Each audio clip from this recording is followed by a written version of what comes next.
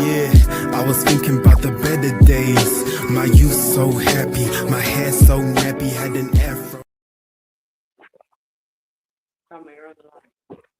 What channel are we on? I am on Sky Sports 5 Live. Sky Sports 5 Live. Wow. Yeah, I don't know where my boys found it. I don't know. Let me have a look. I'm on the EPL page watching it. 11 minutes in. Sky Sports 5 Live. Sky Sports 5, did you say? Yeah, that's what it says. Sky Sports 5 Live. But I'm on the EPL page. I haven't got that page on mine, but I have got Sky Sports 1 to whatever.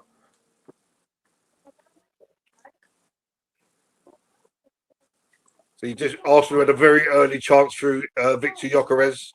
Ball played over to him from Trossard. He gets the other side of Lewis dunk, but the finish was tame at best. That was with about a minute to go.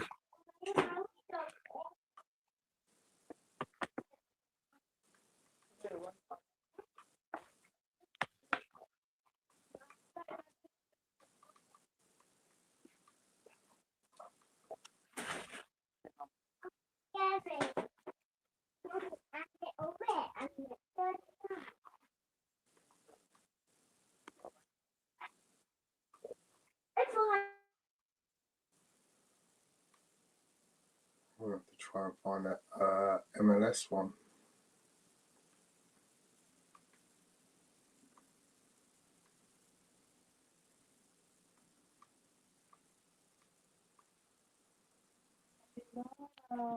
So the corner swung in and it comes to nothing. Saka with the corner. It was low. Trossard flick on and it's hit the back of the net over the other side of the crossbar.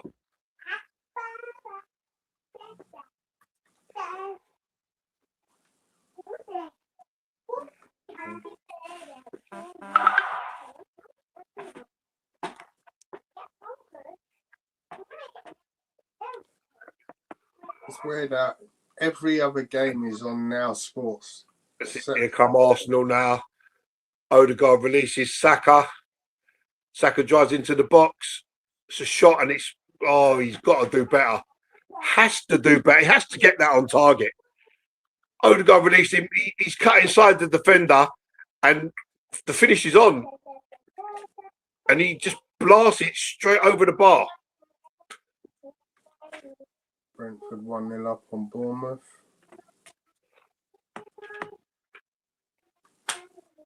He's got to do better there. Saka got to do better.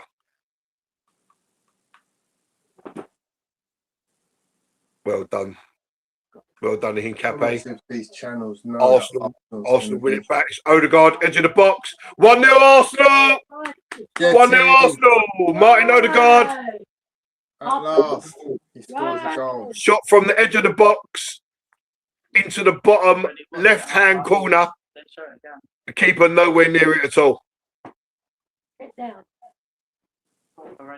Probably of all the three chances we've had in the first 14 minutes, that's probably the hardest one.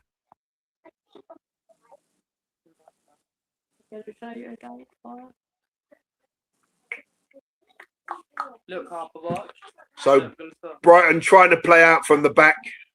Oh, got it. Yeah. Stan Sports 2. And it's well done by Hincapié. Rice is playing. Rice is at right back today, Tone. Yeah, I know. Timber out. Yeah, Timber out and Calafiore injured in the warm-up. So Lewis Brighton thinking. Yeah, so Lewis Skelly starts with Calafiore injured in the warm-up. Yeah. Assist for Saka.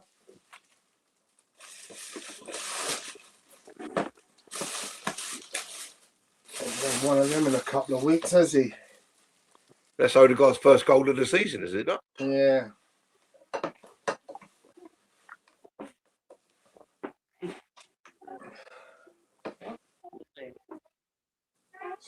Self-destruction by Brighton. Well, this is what Brighton do. That they like to play out from the back at all costs. Mm.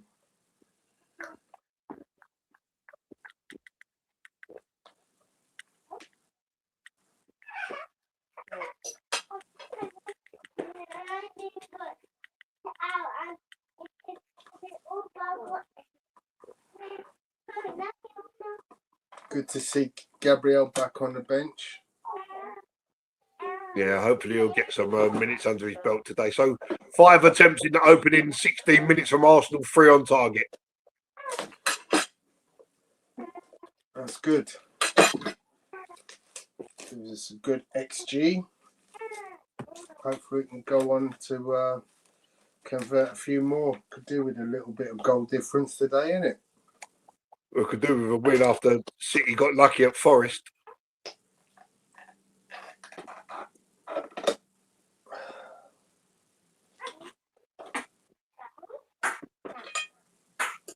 Marino is so slow, man.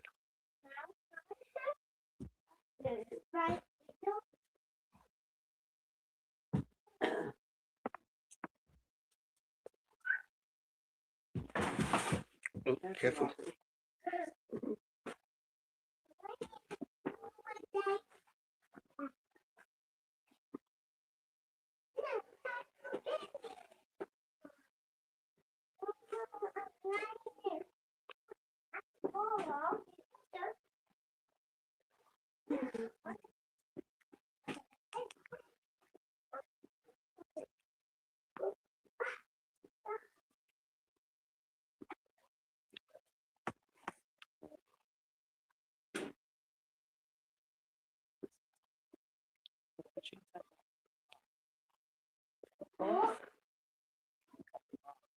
So Arsenal happy playing it around at the back at the moment.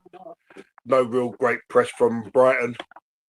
And Arsenal play around the press fairly well.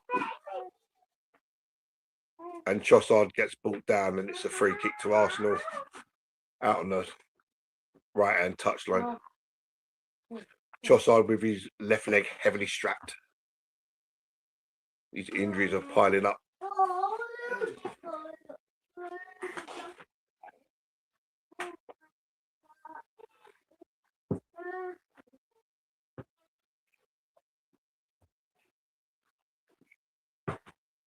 Oh, Raya.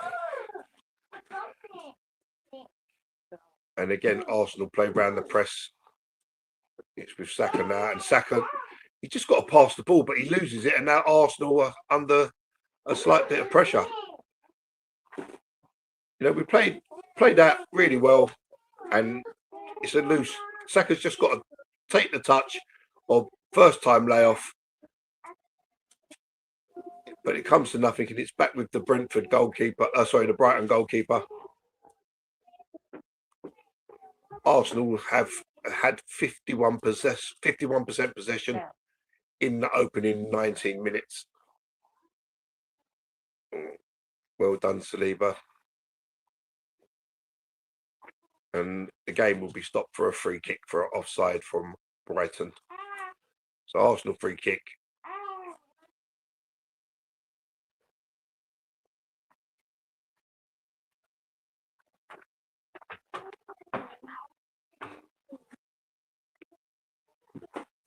And Arsenal play it well. And then Saliba ends up losing the ball and it goes out for a throw and it's a throw into Arsenal.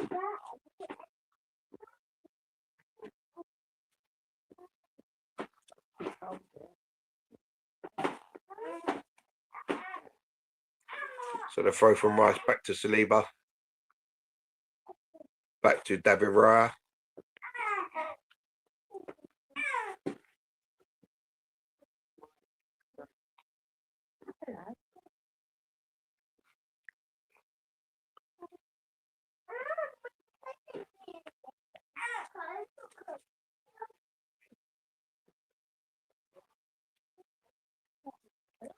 And Gyökeres battles well, but his little stab ball gives Brighton back possession.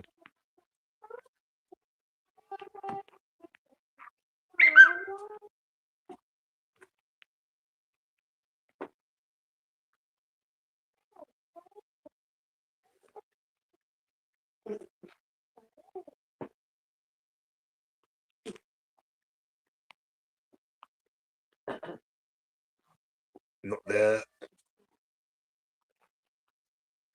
And again, Arsenal played round the press really well. And they slow it down, keep possession of the ball.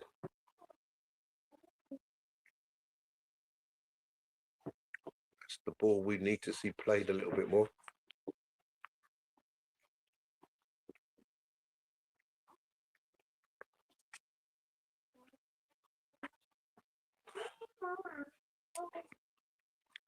And this time Brighton play out, and it's well played, Victor Gyökeres, and he's give away a free kick, but great tracking back by Victor Gyökeres.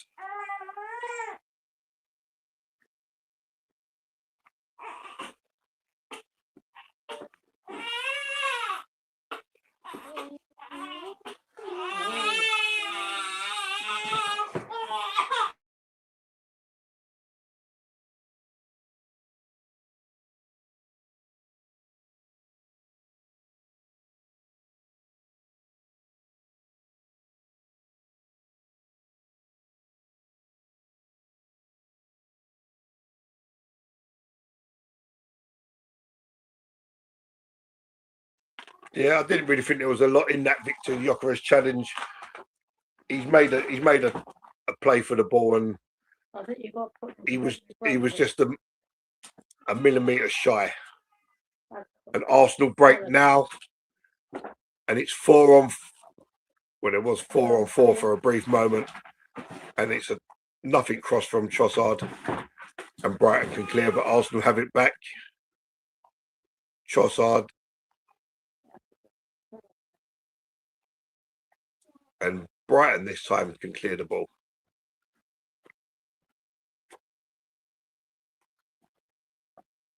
Well done, Hincapié. And Arsenal have won the ball back.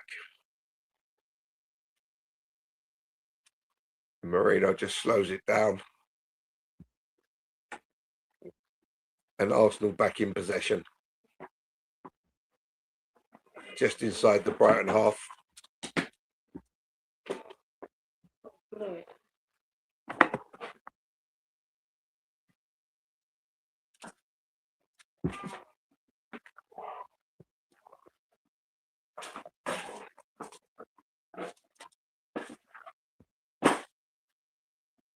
Declan Rice just doesn't look right at right back. And again, Gyökeres makes that little run. Can we try to slide this ball in? And it's Saka dancing. Great cross. And again, nobody getting across the front of this first defender. Rice retrieves. It's back with Odegaard. Out to Miles Lewis-Skelly. To Trossard. Every Brighton man back behind the ball.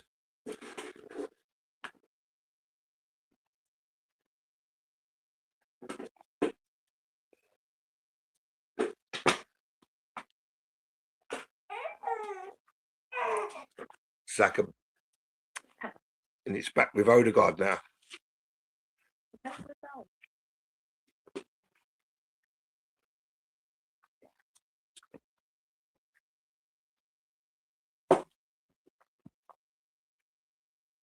And Arsenal just playing simple football and passing around the Brighton players.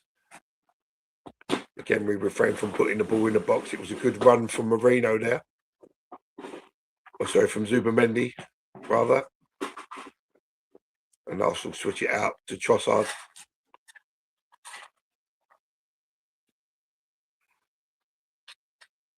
Brighton defending the edge of their box very well. 25 minutes gone. And it's just overhit. And good advantage played by the referee. And very well recovery run from Hincapié there. Stops the Brighton counter-attack.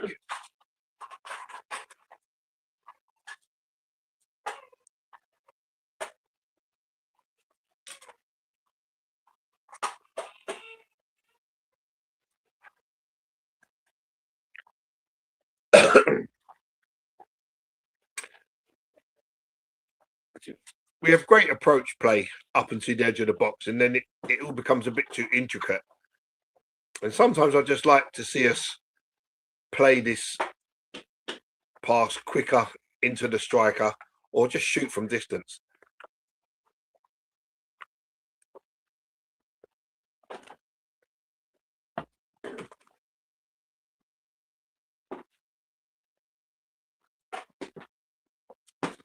So Arsenal have had 10 touches in the opposition box compared to Brighton's 1 in ours in the opening 26 minutes.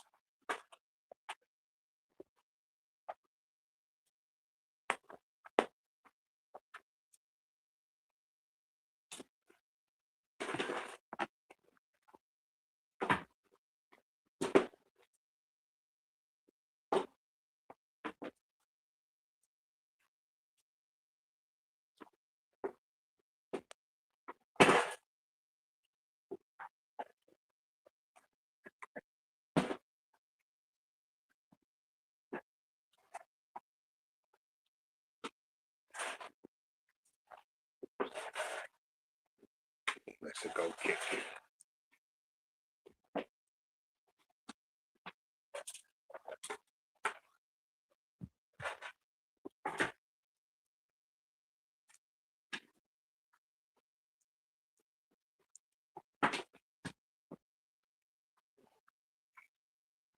So Gabriel out warming up already, getting a good reception from the Arsenal fans.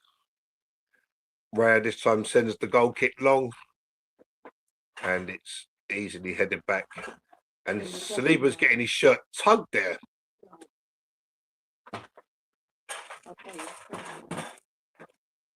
And the Brighton striker knocks the ball into the net. But the referee is more interested in having a word with Odegaard than having a word with the Brighton player for basically kicking the ball away.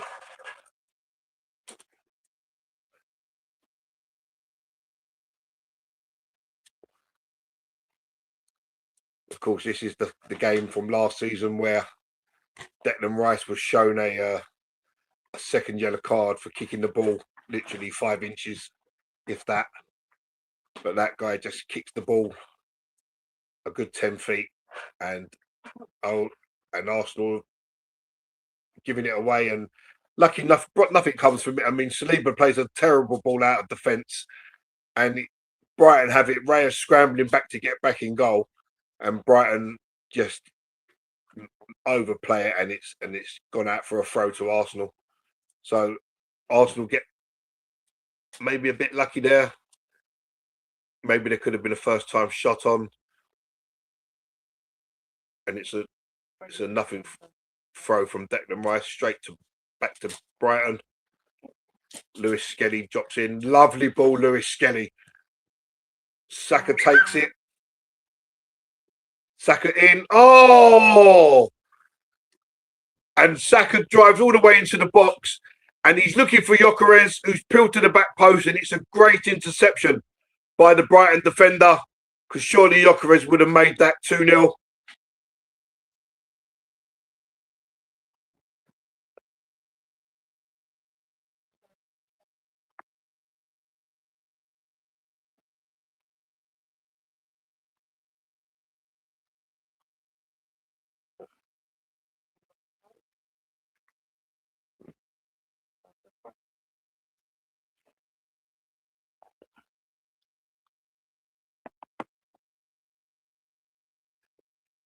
Declan Rice with a terrible attempt at a long throw. Absolutely terrible.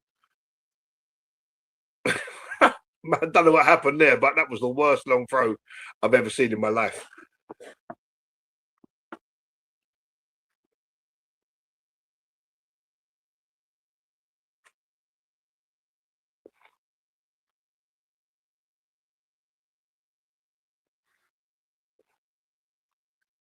Lots of players around. Trossard plays the ball back to Hincapié. Back to Trossard. Lovely bit of skill from Trossard. He doesn't cross. Again, he turns the guy inside out. Still going Trossard into the penalty area. And the layoff to Hincapié was just unfortunate that Hincapié didn't read the script.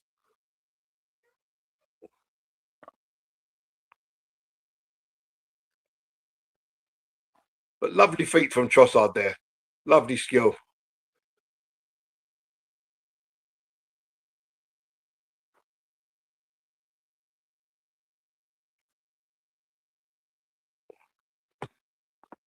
So free kick to Brighton. And it's back with the keeper.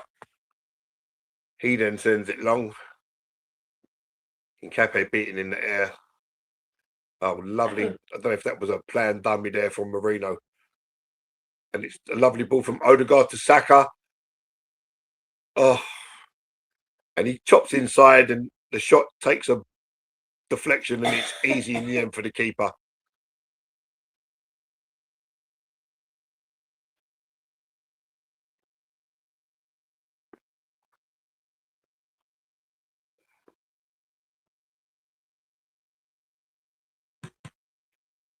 Odegaard has got to be stronger in the tackle.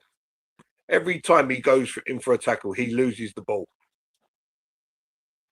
He's trying that tackling without actually tackling, and it just doesn't work. Arsenal come again, and Zubimendi, he was going forward. He had loads of space. Rice galloping out on the right-hand side, but he checks back and goes back across to the left to Miles Lewis-Skelly.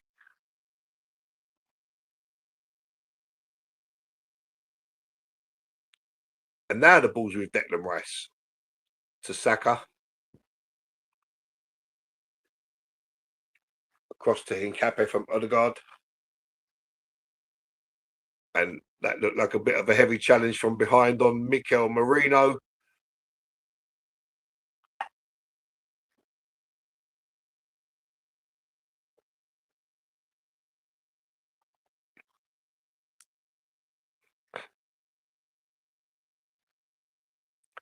And Hincapié slides the ball to Merino. And that was it a slip? Might have been accidental due to it being a slip. Yeah, it was a slip. So no drama there. Good refereeing. He noticed it was a slip by the player, just a free kick, nothing more. So Arsenal have the chance to put this into a dangerous area. Brighton have got a very, very high line. And instead it's played short from Rice to Trossard. And it's to Lewis-Skelly, back with Odegaard, back to Zubimendi, out to Saka. They're getting across to double team him. It's back with Odegaard. It's a good ball, but it's headed out. And it's another free kick from Arsenal. This time Lewis-Skelly getting brought down.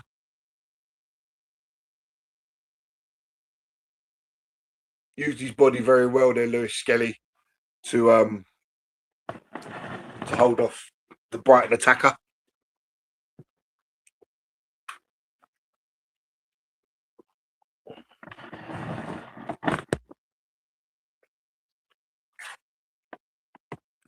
So just entering the 34th minute, Arsenal 1, Brighton 0. This time Rice has more room to put the ball into a dangerous area. It's Odegaard to take it, and it doesn't really beat the first man, to be honest. Poor free kick. Rice returns it in, and it's with Trossard who miscontrols it, and then he gets a forearm in the back from the Brighton player, which was there was no need for that. The ball was already out of play, and Trossard turned around and almost reacted, but managed to restrain himself. Them little situations there that can prove to be costly.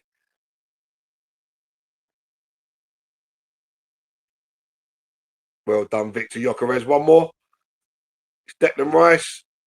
Oh, and he was caught in two minds there, Declan Rice. It was a great move. Gyökeres holds up the ball really well. Little pass to Odegaard. He's got Rice overlapping.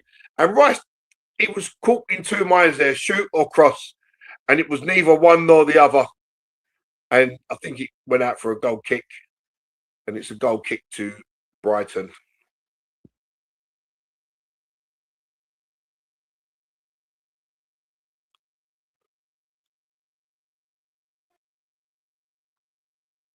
Why have we let that bounce? Lewis Skelly, why have we let that bounce? It was a long ball downfield, and for some reason, the Arsenal defence have let it bounce. Skelly then goes to compete for it, and he's got no chance against the striker, takes one in the mush.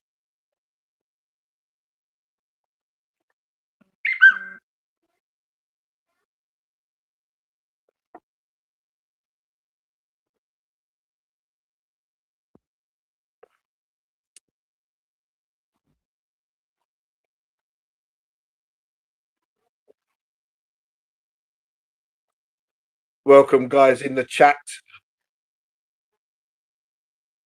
Apollo is, of course, at the game today. And Arsenal break again with Trossard. Showing a clean pair of legs. He holds the ball up, he turns back, he takes the guy on again. At the cross. Oh. I thought Saka was going to do a little bicycle kick, and he left it. Rice's shot was easily blocked.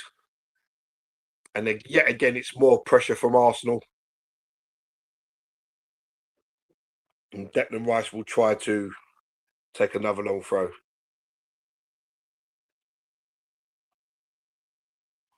Yeah, socials, I'm not a fan. It's a lovely cross from Declan Rice. Oh, and it was Gyökeres coming in at the far post. And to be fair to him there, I don't think he was expecting it to drop over the Arsenal player's head.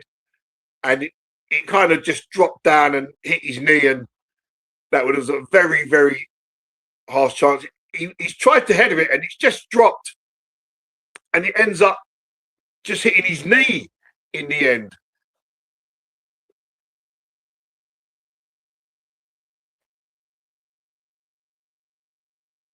And here come Brighton again. Yeah, Apollo saying that Saka has the player on toast. Anyhow that he books.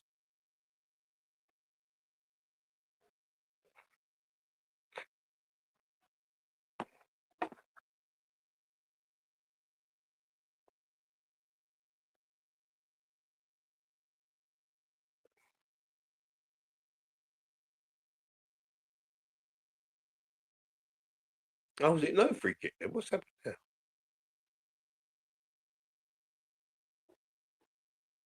Oh, so it was no free kick. So had Marino scored, that goal would have counted from way in his own half.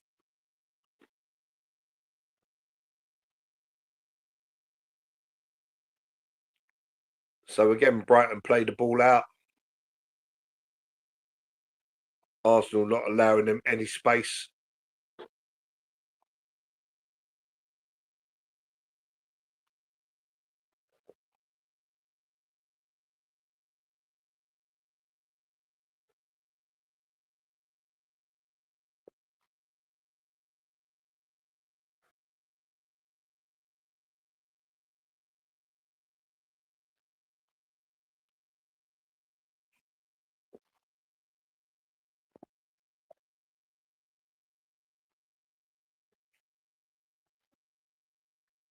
So Brighton haven't really offered anything in attack. But you can't help but feel that Arsenal should have really pressed home their advantage. Oh, that's a foul. Well played, Victor Gyökeres.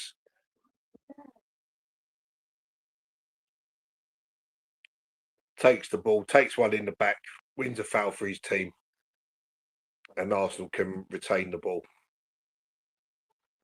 Yeah, you can't help feeling this 1-0 scoreline is so fragile.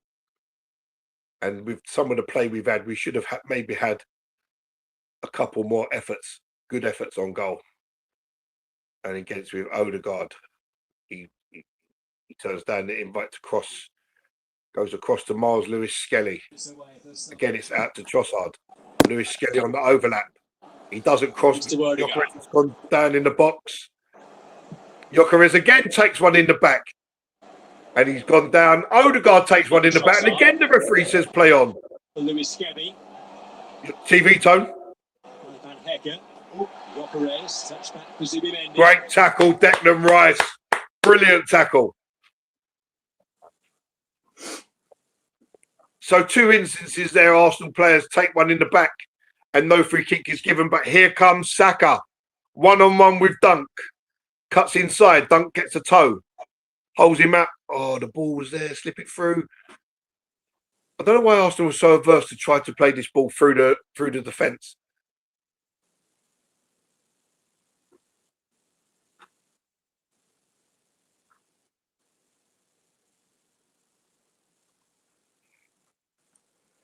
It's that system football, isn't it, Gal? Yeah, but sometimes you just got to play this ball. The runs are being made. That's the thing. If the runs weren't being made, I could understand not playing the ball. And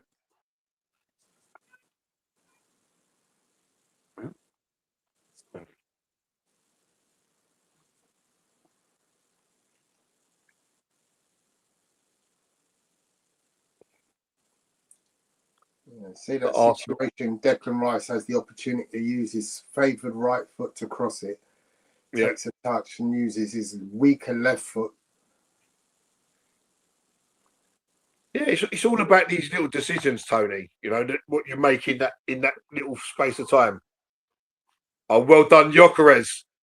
Body's Dunk out of the way. He makes his way into the box, and again the ball doesn't come. Oh, and Saka just shoots against the defender, and it's out for a corner. But Gyökeres, he bodies Dunk. He sets Saka free. He sprints into the box. The ball doesn't come.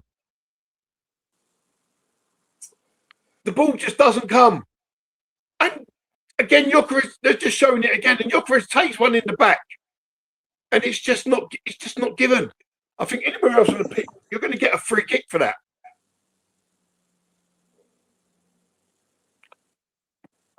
So it's Saka Liverpool have just taken the lead. Liverpool are 2-0 up. Florian Wirtz scored as well. Really? I'm just seeing the first one from Gravenberch. Yeah, they scored literally 30 seconds after the first one. Brentford are 2-0 up. And again, Odegaard goes all the way back to Raya, who in turn just smashes it long looking for Saka. Oh, Saka's in. Oh, you should have gone down. Oh, my God. Should have gone down. That was penalty written all over it. It's with Trossard. Gets to the byline. Oh! Oh, what a save! Oh, it's over the bar! What a period of play! So Saka gets into the box. I think if he goes down, it's a penalty. Yeah. But he stays on his feet. He whips the cross in. There's no one there. Trossard While they're arguing, Trossard gets to the byline. Saka tries a little bicey. It just misses Gyökeres' head. It comes back out. Marino then has a shot which is flicked with a back heel from Zubamendi. Great save from the keeper. Then Trossard sliding on the stretch, knocks it over the bar. Yeah, he'd have been offside if he had scored that. Because he definitely came from off the pitch into that position.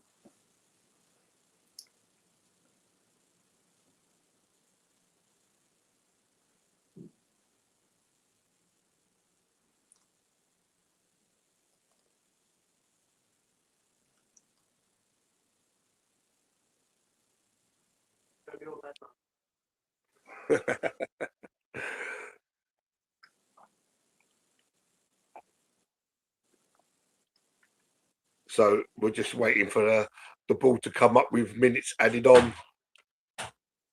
Can't remember any stoppages, to be fair. So I'm not expecting a great deal of time. And that's the ball. That's the ball. Oh! So Lewis Skelly plays the ball long. Gyökeres has got his man on toast. He takes a touch round the keeper. Keeper cleans him out. Definitely not a red card because the ball was going towards the corner flag. Wow. Definitely not a red card. But this is the ball we've been waiting to see played. Gyökeres beats his man. He takes a touch. Now, the defender goes in behind the keeper. I'm not too sure from where Gyökeres is is he going to actually reach the ball? But he's definitely taken out, and it's 100% a yellow card. He reaches the ball. It's not if he's going to reach the ball, because No. he has a little touch. No, I mean reaches the ball after the contact with the keeper. Yeah, I see what you're saying. Yeah. 100% he reaches that ball, but is he going to, I'm not too sure he's going to reach the ball, or he may do, but he's going to keep it in. So it's definitely yellow card, never a red. But this is proof there, Tone, in that one instance of what we've been waiting to see, with the ball played over the top and you let him do his thing. This is the trouble that he can cause. But if you're not playing that ball, you're not giving him the opportunity, he's never going to do it.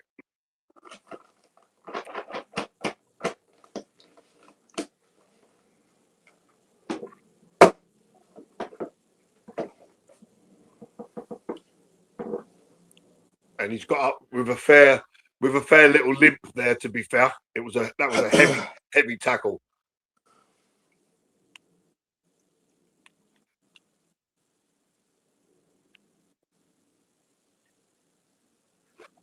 So there's 1 minute added on. This free kick will be the last action of the half.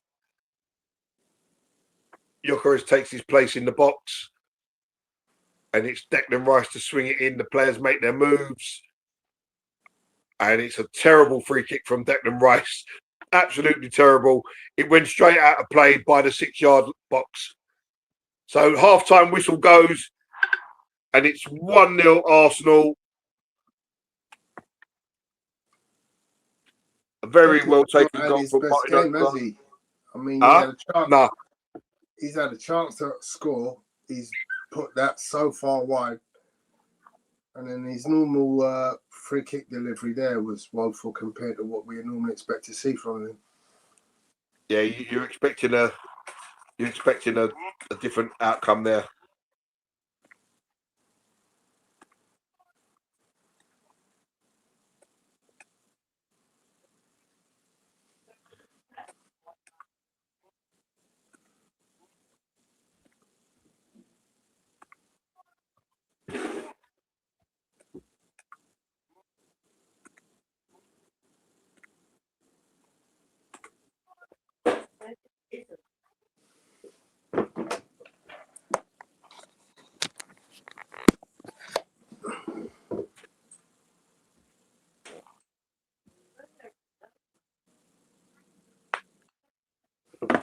I think so. All in all, you've got to be happy with that first 45 minutes, but you just want to see a bit more goal action. I think everything that we've been seeing in the last few weeks has shown that we're playing good football, but we're just not creating and finishing our meal, and that has to change. You know, we have to be killing teams off. No, so Apollo is saying that a ref has bottled a red card for their goalie. Never going to be a red card there, Apollo. It's not a dog so opportunity, which is denying a goal scoring opportunity. The ball, once Gyökeres makes the first ball, it's going towards the corner flag with a defender covering. So there's never going to be a shot on goal from there. So I think that the referee's actually got that spot on. Socials, you're saying, man, we struggle for goals. I think we're always going to struggle for goals if you are not shooting the ball. If you're not shooting, how can you score? You know, you're relying on trying to score the perfect goal all the time. And for me, I just don't think it's sustainable to keep playing that way. Well, I mean, it's worked for a good percentage of Mikel Arteta's time as the manager. You know, his win percentage is the highest of any Arsenal manager. So clearly playing his breed of football, he will turn around and say, well, it's been more successful than any other manager, so why should I change my style? But ultimately, and in saying that, you also have to remember that we've broken records for goals scored in Mikel Arteta's time. So I understand people's frustration, but I also think you have to caveat the frustration with, well, when it's not broken, does it need fixing? Well, the simple short and tall is you have got two scenarios that you have to weigh up. You have to weigh up, well, the football is better. Defensively, it's way better. But attacking wise, it's probably not as good as it could be. And that's where we need improvement, attacking. Yeah, but you could also say that although we've scored a record number of goals in seasons, we've still fallen short in some games where we've had games like this. Yeah. And 1-0 has never been enough, and then we get pegged back. Yeah. You know, so it's a catch-22, isn't it? You know, we've just seen Odegaard shoot from 18 yards, put it in the bottom corner. Everything else we've seen has been inside the box and, you know, has been snuffed out. So can we see more shots from distance? We know Rice can hit. There's a lot of aspects of our play that I think, you know, can do with improvement. I mean, we've seen Declan Rice take two of the best free kicks we've ever seen at the Emirates in one game. And yet we've never seen a repeat since. You know, why is it that we don't see free kicks going direct towards the goal? You know, it's weird.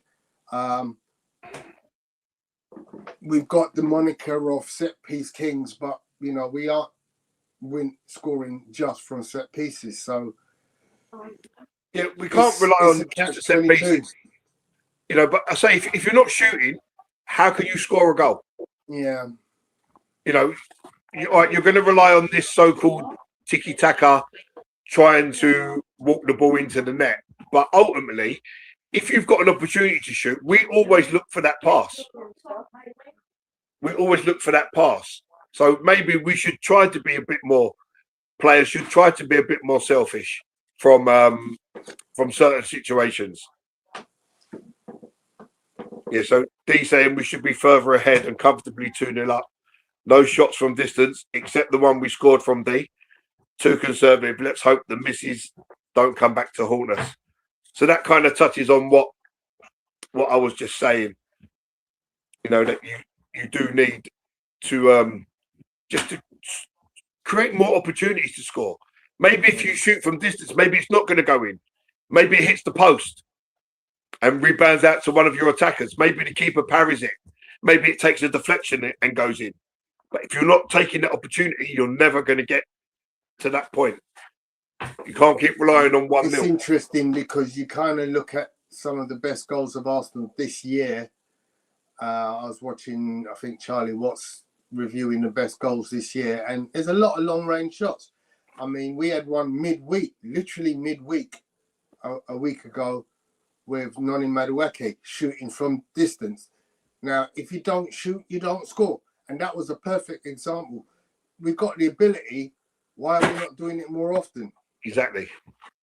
Let's just say, listen, you don't have to do it every time, but sometimes, I mean, how many times have we seen Odegaard in a position to shoot from inside the area and you're always looking for that last pass? But that last pass doesn't always need to come. He is a pass first player though, isn't he? Yeah, but if you're 12 yards out from goal, surely you should be thinking, well, I can take a shot from here. I can shoot from here. I might score. He's a pass first player. I think you have to kind of live with that in his game, you know. So Socials is saying our midfield is crippled with Slorenio in the build-up. But we can't score for Jack. D saying, going back to the goalkeeper, that's borderline red because of the violence of the impact. That is dangerous. Rice is working overtime today from right back. Yeah, I'm not a fan of these midfielders filling in at right back, but obviously with Timber playing midweek, the full amount of the game, it's he was nowhere that he was ever going to make today. No, Gabriel, that's your answer. Gabriel makes everyone better at set pieces.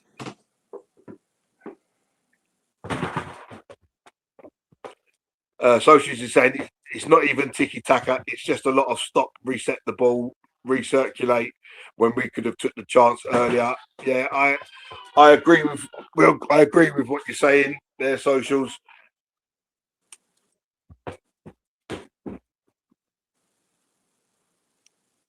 they've been coached not to shoot. He reckons. I can't see that. I just Yeah, think you can't see that. I mean, who the hell coaches that way? I mean, what kind of bloody, you know, this is a game about shooting and ultimately, and you know what? I watch a lot of those training videos and I often see, you know, this shooting and they do a lot of it. And it's definitely an aspect that in training looks a lot better than it does in the real game, because in training they're doing lots of 1-2s and running off the ball and coming in late.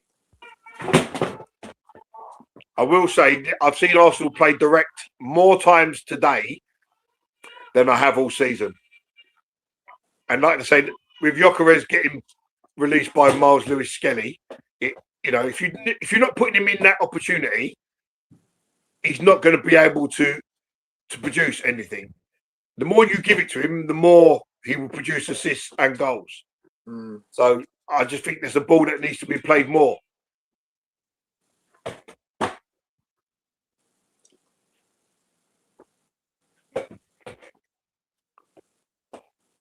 I'll be right back, son. Yeah, I'll be back 2 seconds. Thiago scored again for Brentford. He's got a lot of goals this season. I think he's into double figures now. Oh no, it doesn't go down as his. It goes down as an own goal by the goalkeeper.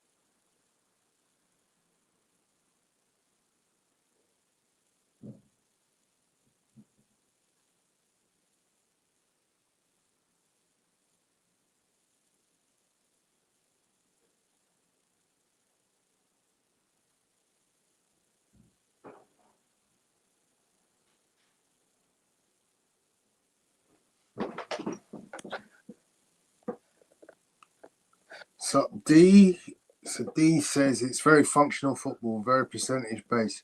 That's why players don't attack with aggression. They play to percentages until it's 100% chance to score. They don't attack. I mean, it's weird. I mean, the game of football has regressed, hasn't it? A very simple game. You've got an opportunity, take a man on, have a shot.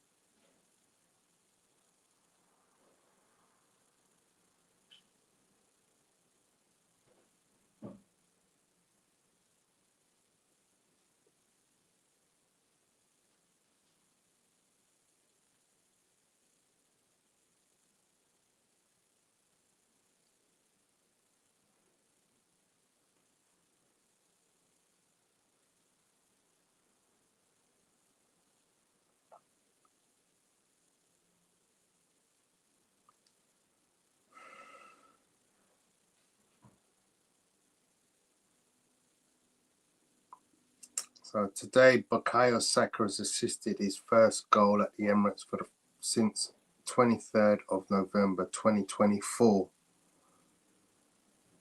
That's a crazy statistic. Yeah, but it sounds like a And- crazy statistic because he's been out injured for so long. Yeah, ending a run of 14 home appearances without an assist.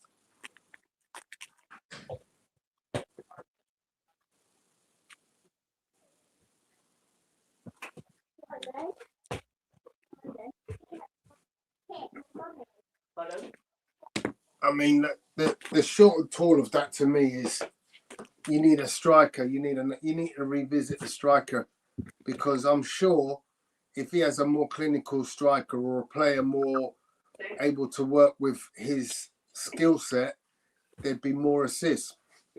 Obviously, last year he would have had Kai Havertz, and I think that's the answer. I think when Kai's fit again, I think we see a return to scoring goals more freely. I think we see a return to more assists. You know, I'm hoping that's the solution, because I'm baffled as to why it isn't. You know, I'm not sure the Gyökeres experiment is working or is going to work. So, yeah, it's going to be interesting. We got Chelsea, Aston Villa after this. Aston Villa after this. That's Yeah, a and Chelsea. big game. I might stay on and watch a bit of that. Oh, sorry, you mean Chelsea? I thought you were talking about us. You mean Chelsea No. Villa? Yeah, Chelsea Yeah. Villa at 5:30. Sorry. Isn't it?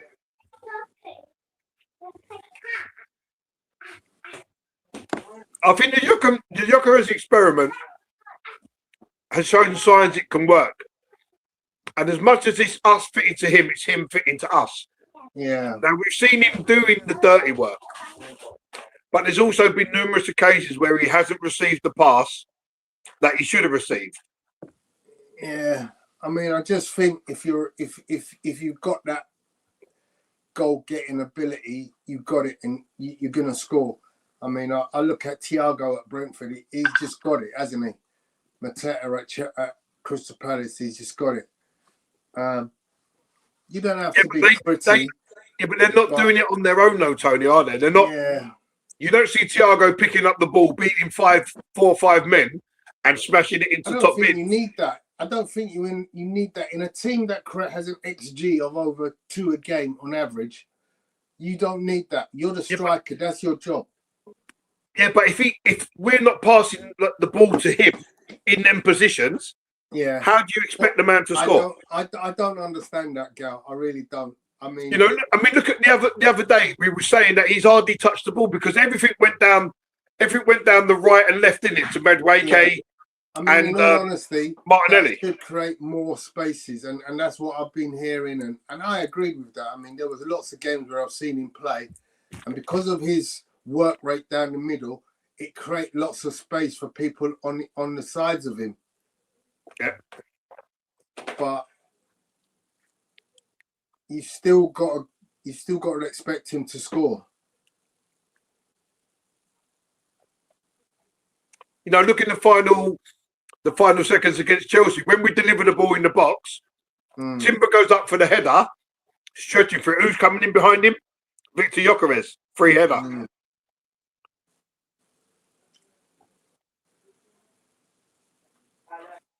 So 2 substitutions for Brighton.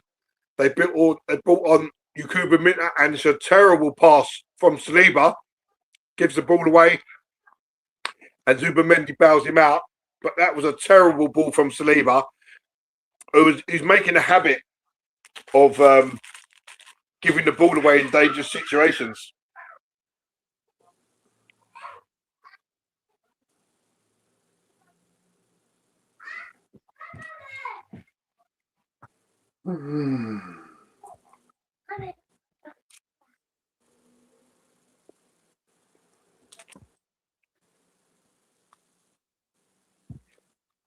If you see me making faces, it's because my granddaughter's here.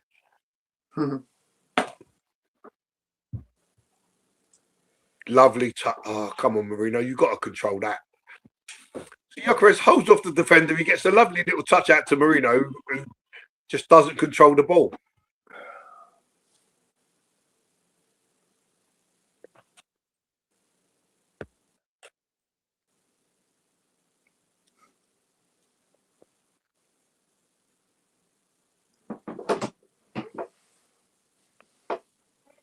So a few people saying that they're going to stay on for the Chelsea Villa match.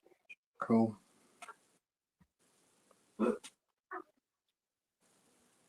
Oh.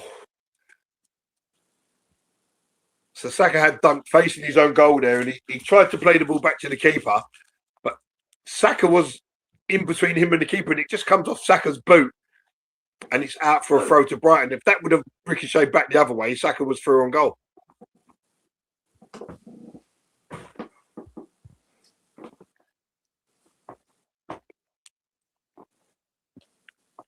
Nkape on the ball. Back to Lewis Skelly. Across to William Saliba.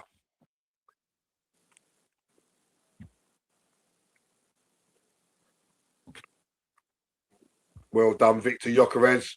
Oh, come on. That's never a free kick in a million years.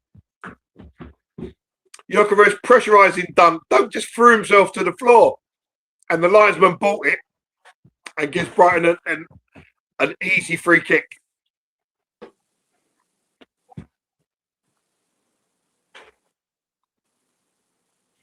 Yeah, that was so easy. Here come Brighton. And Saliba brings it away from that Minter.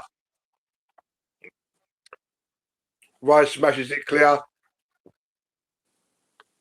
And Gyökeres having a right old ding-dong. Oh.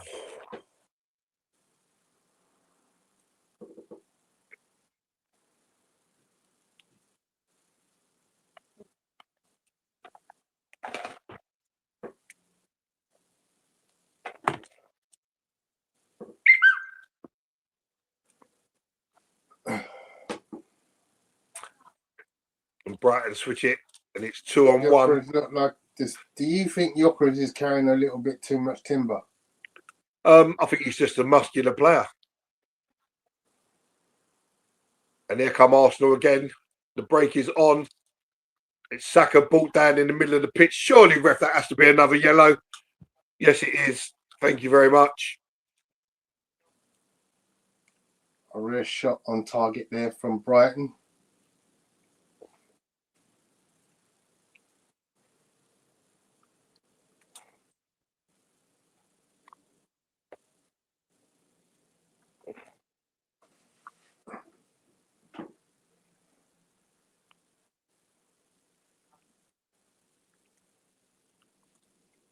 But see, look at like that little shot there from Brighton. It was a nothing shot. He couldn't even see the goal, but he's hit the shot.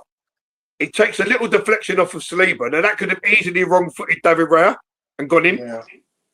So it just shows you what can happen if you're willing to take that opportunity.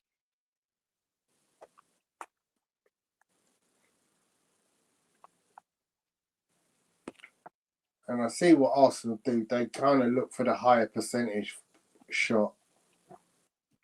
Oh, what are you doing? Oh, Jesus Christ, Martin Odegaard. It's a good job that Brighton player was facing the other way there, because that ball looked like it could have been intercepted. Well played, Arsenal.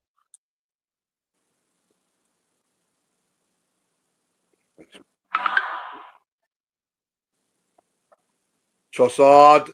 Oh, and Odegaard's shot over the bar. Odegaard's shot over the bar. Great block from the Brighton defender. But what a brilliant move from Arsenal. Yeah. Brilliant move. And again, but it comes with another shot at the end of it. That's the difference. At least 10 passes in there from the back of defence all the way up to pitch. But the difference is, Tony, there's a shot at the end of it, which could have easily gone in. Yeah. So, Declan Rice to take the corner.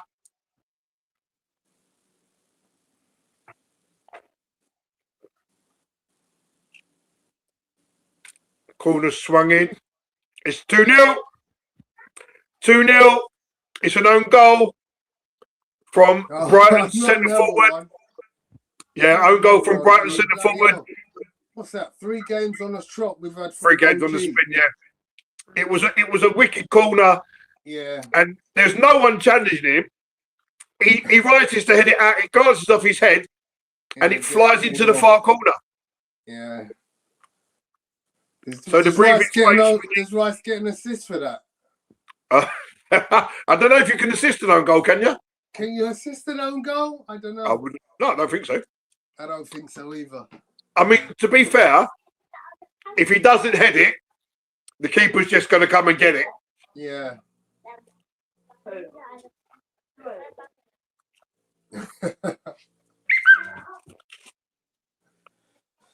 So now we can express ourselves. 2-0 up.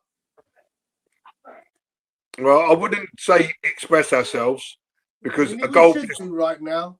No, because a goal just brings them straight back into it. Yeah, So but we should be taking this and going for 3 and 4. Yeah, 100%. I agree. 100%. I agree. But I still say that as much as we want the 3 and 4, we need to Liverpool. We need to keep it tight. 2-1.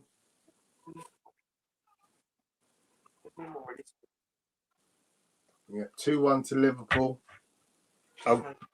Wolves have scored, have they? Yeah.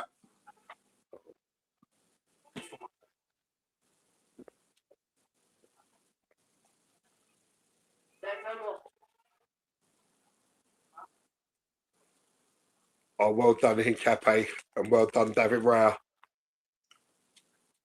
And Brentford are now 3-0 up. Sade with his second goal for the day. Don't lose it there, Lewis Skelly. Why?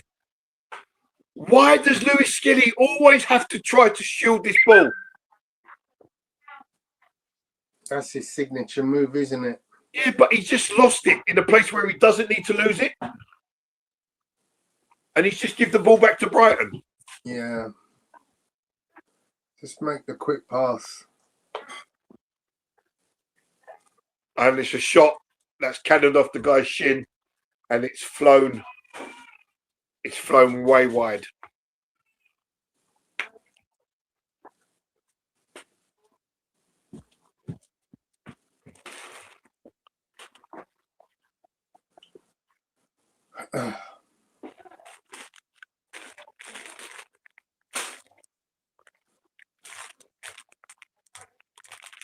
What's happened to Mitoma? Is he injured?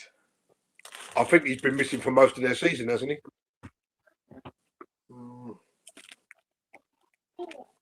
Go on, Trossard.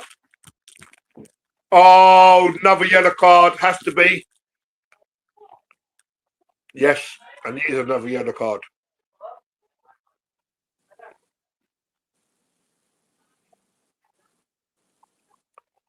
Trossard cutting inside the fullback and he hacks him down. Ooh, And nasty from Coppola.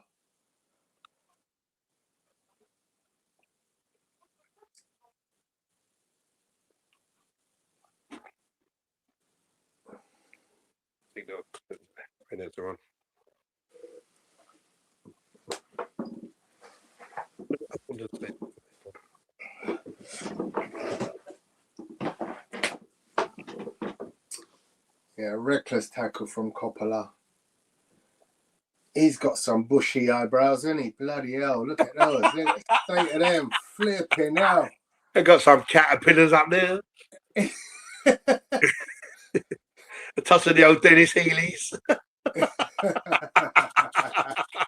So the free kick goes into the box. It's flicked on.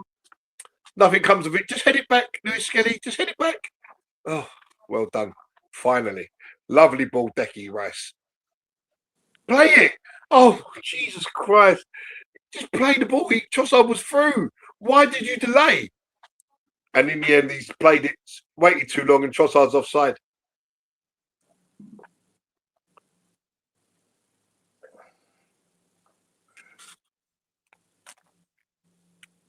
He waited so long to play the ball. By the time he played it, Trossard had straight offside.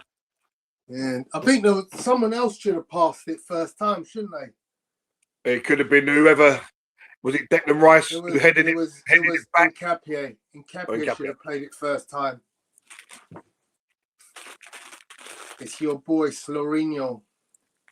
No, not my boy. That's Social's boy.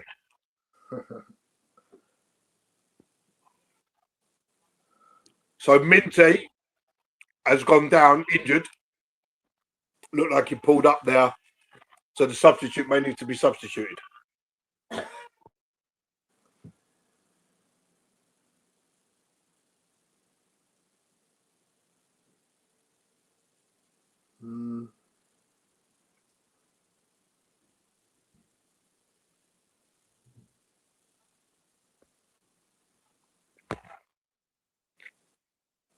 Campbell. This one. Yeah. I'll get a one. Harper's allowed. Only Harper's allowed.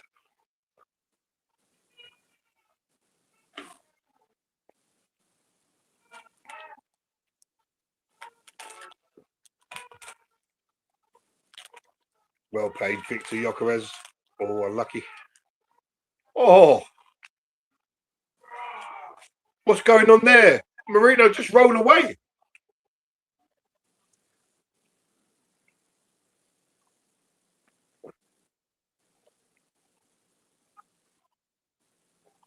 Oh, why ain't the man's grabbing his what's-its? What's that about? He's grabbed Marino in the nether areas. Why they're on the floor? What the hell is that about? I think there was something a bit sus about Mourinho's tackle in the first place, though, let's be honest. It looked like he grabbed Marino in the what's-its. Yeah. I don't know what that was about. Only last year we saw Jesus get violated by the Wolverhampton guy. Well played. Use it, Odegaard turning around and oh, well played. Well played. Just when he looked like he was going around in circles.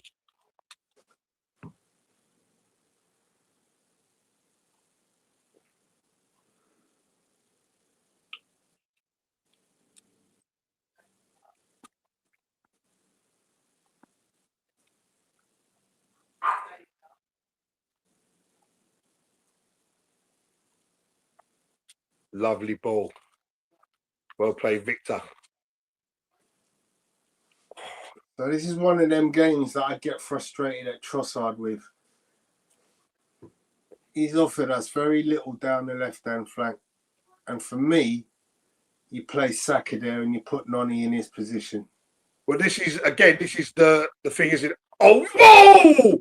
Gyökeres burst through, bowed the defender out of the way and hit a wicked shot, which smashed off the goalkeeper's chest from the tightest of angles. He had no right to win the first ball. No right to win the first ball at all.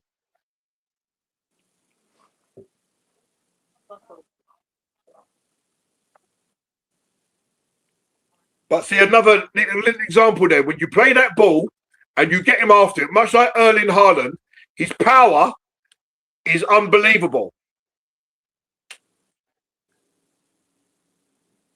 And probably the only thing that stops you scoring there is from the tight angle. Oh, well played, Odegaard. Oh, you should have carried it. It's 4 against 3. Gyökeres peels into the middle. And Saka shoots. And it's deflected over the bar. And it's a corner. But again, Odegaard feeds Saka the ball. He makes the run. Gyökeres is coming in. Trossard's coming in. He's got Odegaard on the overlap. I think he should have reversed it to Odegaard. Yeah, 100%. He's got to try and find someone else there. So this is the little things that we're seeing now, Tony. That ball would have always been reversed from Saka, or he would have looked for someone else. This season, Odegaard can pretty much run into the goal. yeah, but this season, Saka has become far more selfish. We're not going to call it greed. I'm just going to call it selfish. And he's taking these shots on when there's people that are in better positions. Corner comes in and it's punched off the line by the goalkeeper. And Arsenal win the ball back, but the referee has what's he give? Does he give a throw? He's give a throw to Brighton. Are you kidding? And it's Slorenio chasing down the goalkeeper.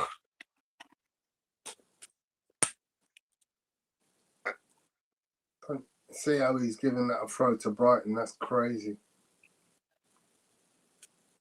I'm not sure how he saw that was a throw to Brighton. I really don't.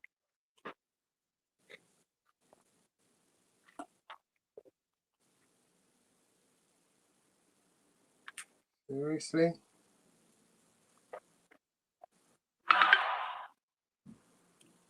Brighton are back in it. It's 2-1. This is nonsense, man. Why do we do this to ourselves all the time? We had all of the game.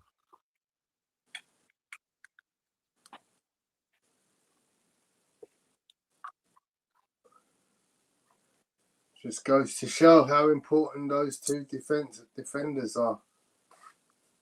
Those two centre backs, when they're playing together, we've got far more solidity. And to be honest, Brighton have just waltzed through us in terms of passing the ball around us. I mean, no one did look. Skelly, look, you're letting him cross it. It's blocked. Look, he's allowed to turn. It's hit the post, and the rebound is smashed in. I mean, the ball comes off the post. Saliba can see it. He doesn't react, and it's just smashed in by Gomez.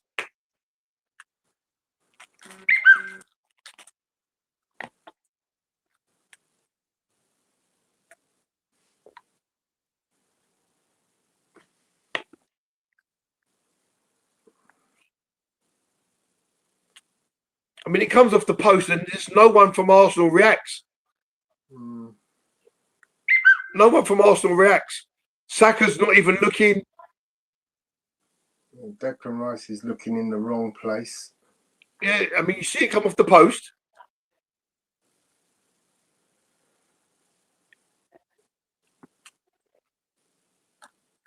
And here we go again. Lucky that we got that second goal when we did.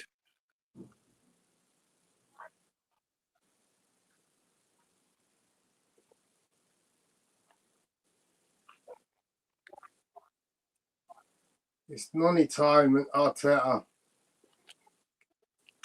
Flipping now, how much do we need to watch of this before you realise? Make a difference at the other end of the pitch. Looks like he said something to somebody. And Lewis Skelly, oh my God, Minte's got the better of Hincapié. He's got pace, this Minte. He cuts inside.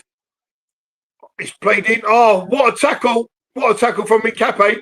Should have got a free kick. He blatantly got kicked in the shin. But still Brighton have the ball.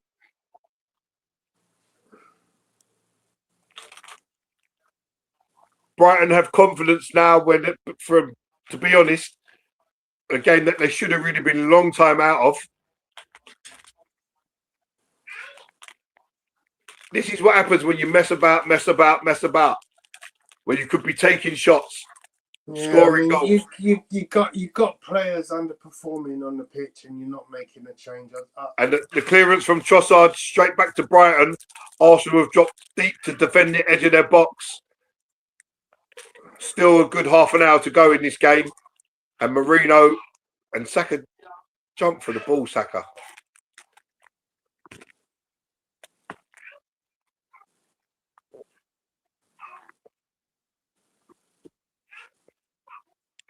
So Brighton are playing the best football now. Oh, and as I say that, they pass it out of play.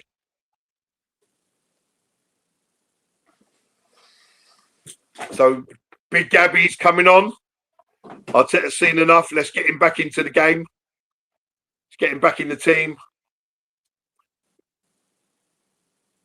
Who are they going to take off here? Oh, so it would be Miles Lewis Skelly. Hincapié to left back. Oh my God. West Ham just missed a sitter.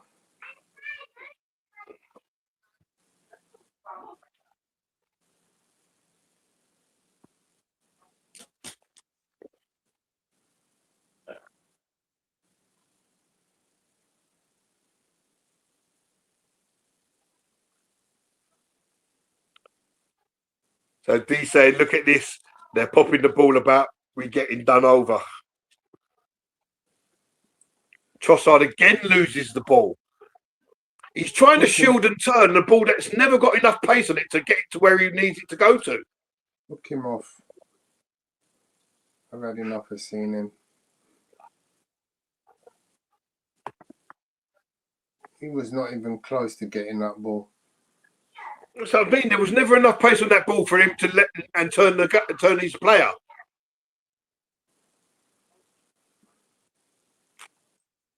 We're missing Rice's influence in midfield, aren't we? That's what we're missing.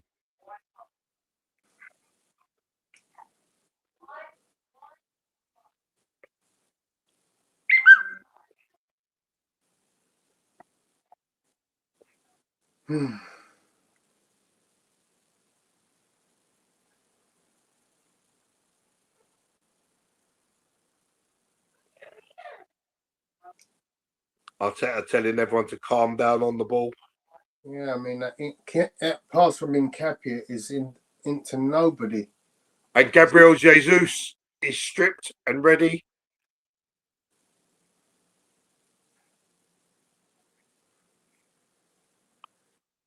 I would have thought the first change would have been Trossard. What's going on? Is it Lewis Skelly coming off? What's going on? No, Lewis Skelly's taking the throw. What? So we're not making a substitution.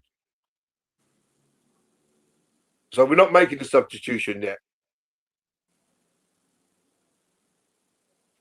the hell's going on? I don't know. And Lewis Skelly plays the ball back. Raya will thump clear, but he thumps it straight out of play. No, he doesn't. Doesn't even make it out of play. Brighton have it back.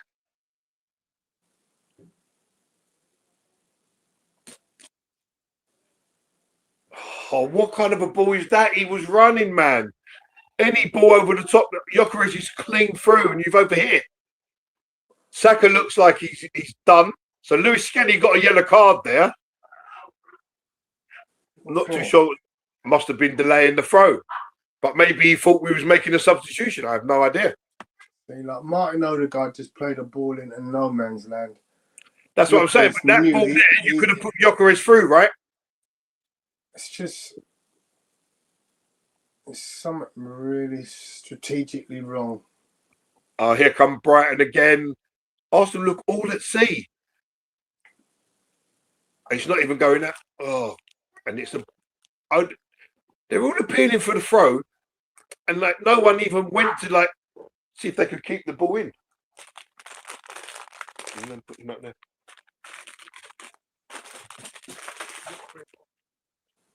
So Miles Lewis Skelly off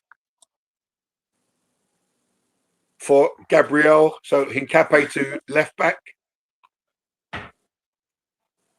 And Victor Gyökeres off for Gabriel Jesus. Oh, he's having a bit of a torrid time at the moment, isn't he?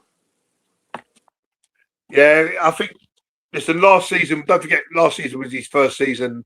Yeah. And I think the second season's always harder, but once you get found out, you have to then come up with other answers. Yeah. And that's where I think he hasn't pushed on this season. Yeah. He's been given opportunities, but we're not seeing anything that... It's always what you do in your second season, not your first.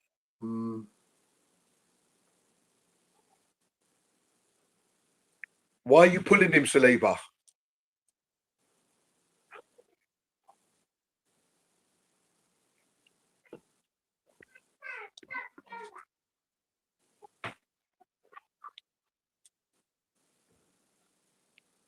So Trossard, 71 minutes gone. Trossard is still playing. I thought he would have maybe one to be hooked. This could be a game built for Noni with all the space for him to run into. And shift Saka over to the left-hand side. Yeah, that's got and another ball over the top. And this time it's through to David Raya.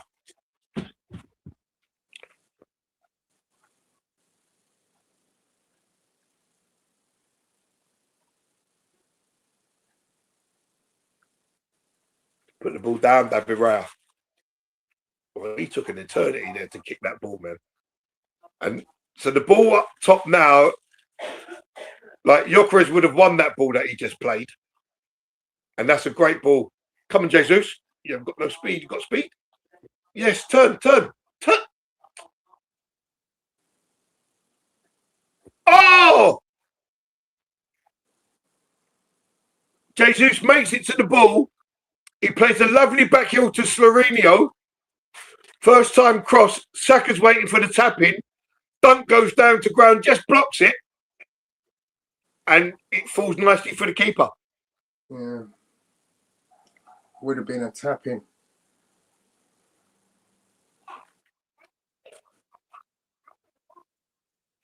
And here come Brighton. Good ball from Mourinho.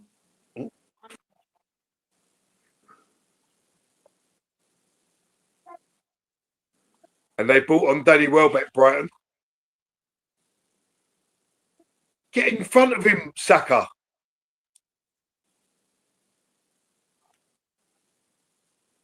Make you laugh. Odegaard's running with the ball. Saka's virtually standing next to him. Make a run. There's all that space in behind the Brighton defenders. Make a run. So Danny Welbeck coming on for Jack Hinshelwood. So Brighton got nothing to lose in the last 20 minutes of this game. Oh, They're very firmly still in it.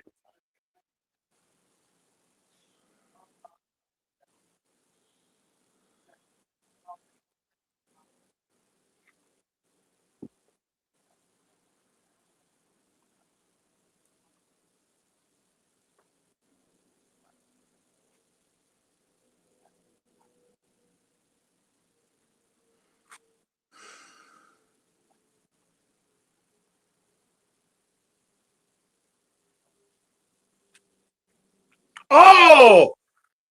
Oh, so unlucky. Brighton are playing it around at the back. The keeper passes it and he tries to nutmeg Gabriel and it just cut. Oh, Odegaard's lost it. Brighton are through. Oh, well crowded out in Capier. So the keeper passed it. He tried to nutmeg Gabriel and as he closed his legs, the ball just cannons and rolls away from him. Oh, Rice gives it away now. What are we doing here?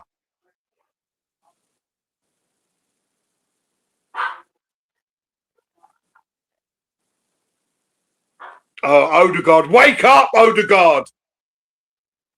He's got no defensive awareness, Odegaard. None at all. He doesn't know there's a player coming in behind him. He's just not aware.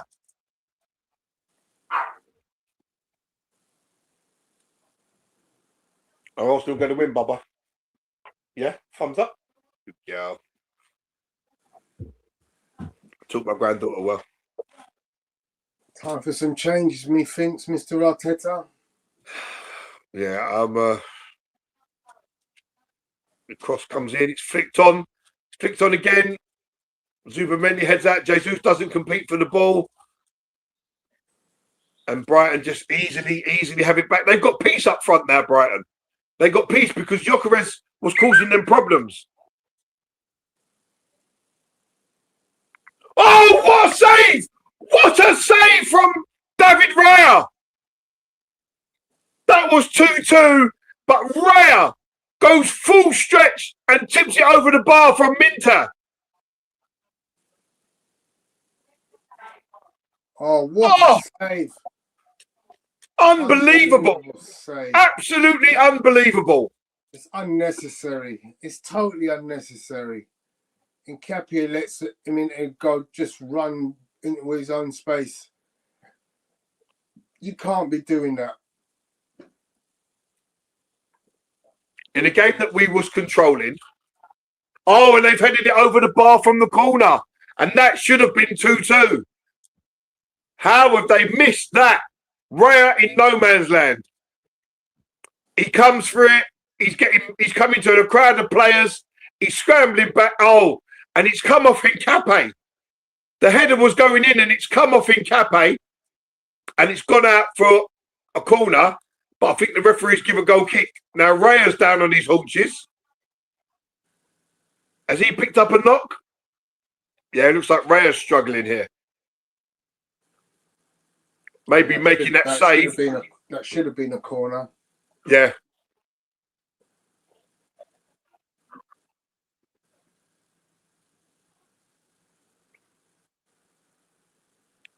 So Raya's got a problem with his left ankle.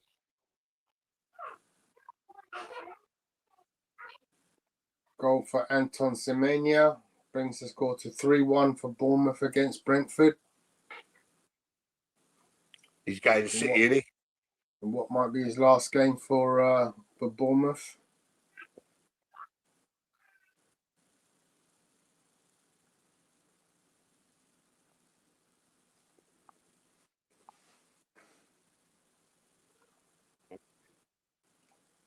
I was saying to somebody this week, I like him.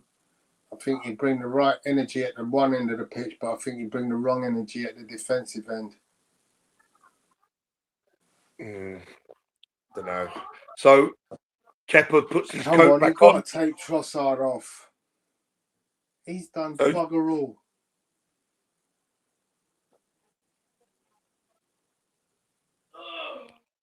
Yeah, so a lot of in the chat we're seeing Norgard is coming about on, is he? why is he taking Gyökeres off? He's give the Brighton defence an easy way out by removing Gyökeres.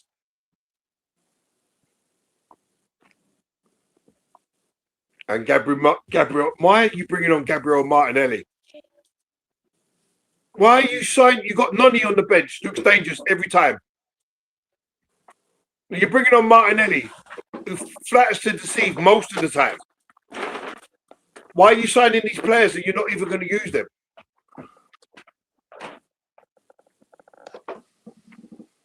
And Brighton just smashing the ball forward.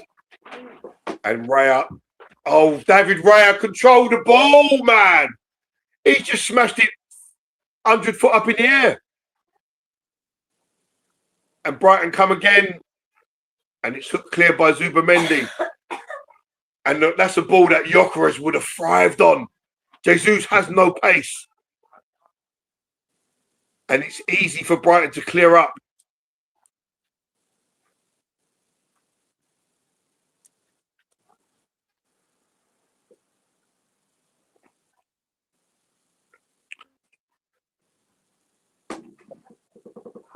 So we've got a big 15 minutes here. Because it's Brighton really in the ascendancy. And Cape, why are you playing it all the way back there?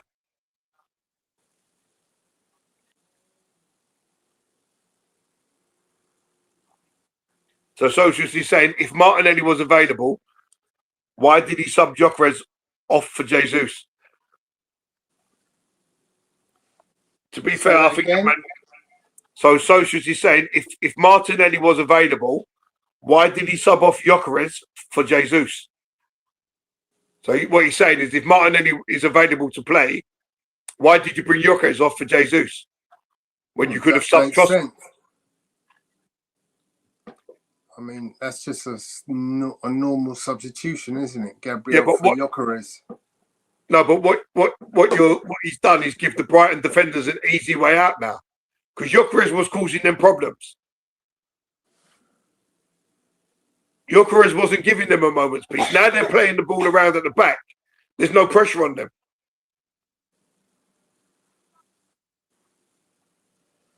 Yeah, but you'd imagine that Gabriel Jesus should be able to give,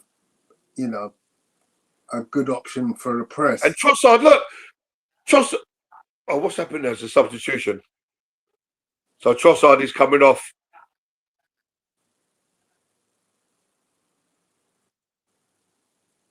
Exactly, Socials. Exactly, 100%.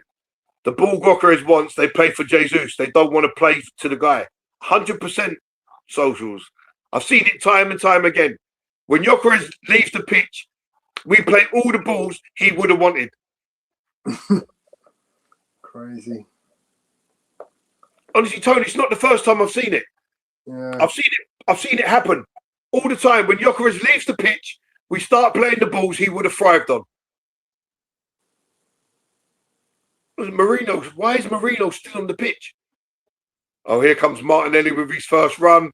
He goes on the outside, cuts into the box, can't deliver to anybody. Well done in Cape.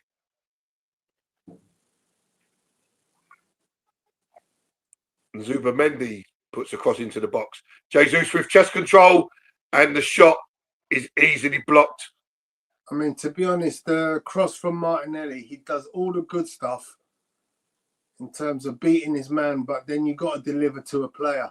Yeah, but this is what we've seen from Martinelli time after time. It's nothing new, is it?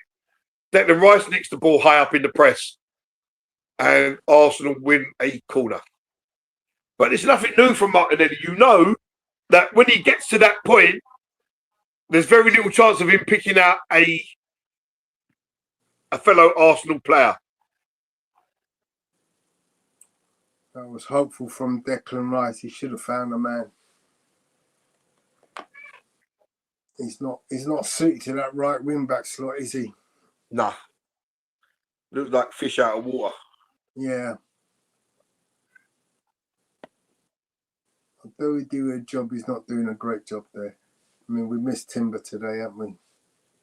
Yeah, we sure have. But that's the cost of playing him in midweek for 90 odd minutes.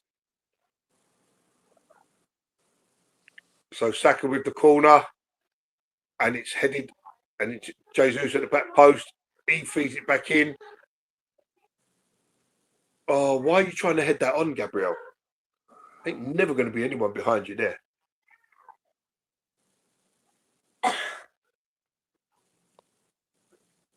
You know, I want to see Arsenal be that team that just give away free kicks in their opponent's half to stop these build-ups. Because it's like we're too nice. We don't want to commit no fouls and break up the game.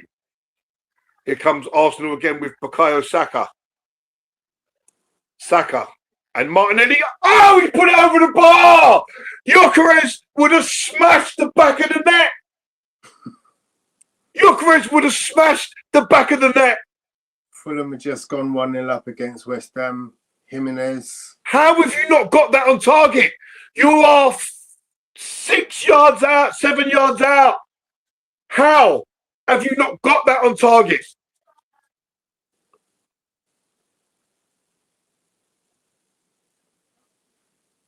Oh, Saliba. Why did Saliba let that roll? Honestly, that should have been 3-1, game done. Yeah. How have you not got that on target from 7 yards? It was perfect. It was perfect. That's frustrating. I don't even think frustrating is the word, Tom. I'm not sure what the word is, but whatever's I mean, worth. you've got to think, I've done everything right there. I've gone across my man, the ball coming into the near post area. Just get it on target. Just play him. That's it. Get past him now. What? Oh, Jesus, what am I watching? Shoot, Jay! What are you doing? What are you actually doing, Jesus? Why have you taken a touch? The ball was there to be hit. My God. The ball was perfect. Yeah. He took a touch for no reason. And the chance was gone.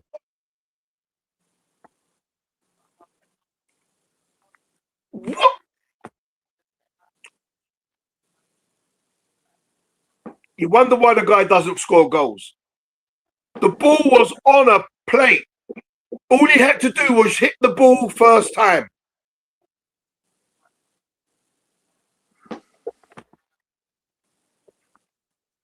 So 2 substitutes coming on for Brighton.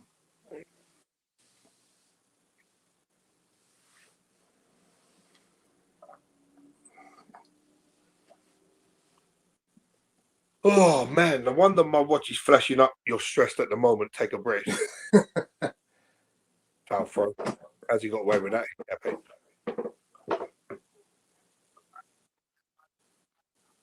So Arsenal just keeping it in the corner now. Am I going to see an equaliser? From who? The Wolves are knocking on the door at Liverpool. Well, that would be a shot, wouldn't it? Last ditch tackle. Just keeps them out. So Arsenal just keeping this ball down in the corner, man. Oh, is this what it's come to? Really? How have we not scored another goal? in this game.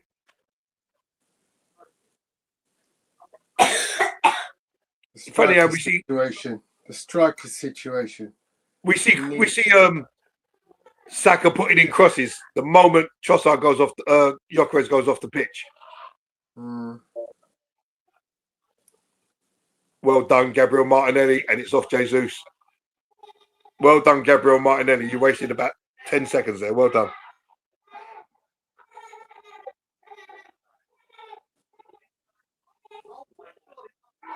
What's happening here? Hincapié and Minte having a Barney.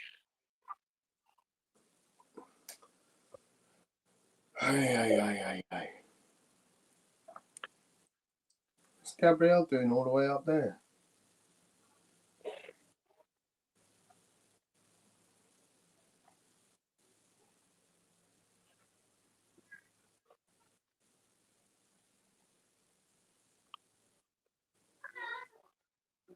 Oh my God, miss of the season. I've just seen the miss of the season. How many TVs you got going on there? Brentford, so I got picture in picture. Brentford have just hit the post. The ball's hit the post. The goalkeeper's on the floor. The ball's bounced out to the player who's in the box, and he's headed it wide. And I'm not kidding you. He's in the middle of the goal. The whole goal is empty. The goalkeeper is all the way at the post, and he missed the whole goal. So Hincapié just receives a yellow card for taking time with a throw-in. Ridiculous. That's handball. That's handball. Surely he's handballed that. And Jesus batted him, but he just doesn't have the physicality. Gyökeres would have eaten up these little balls that they're winning back. And we've gone from the edge of the area where Odegaard could have played Saka through back to our own half. Well played though, Arsenal. Give you that.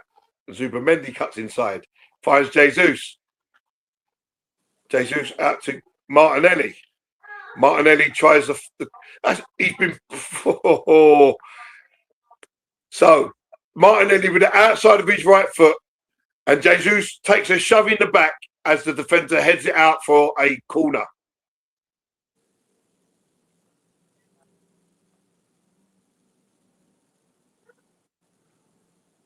To be fair, I think that's a penalty because Jesus is about to head that goalwards. Yeah. And it's a clear forearm in the back. Yeah. That stops him from heading the ball.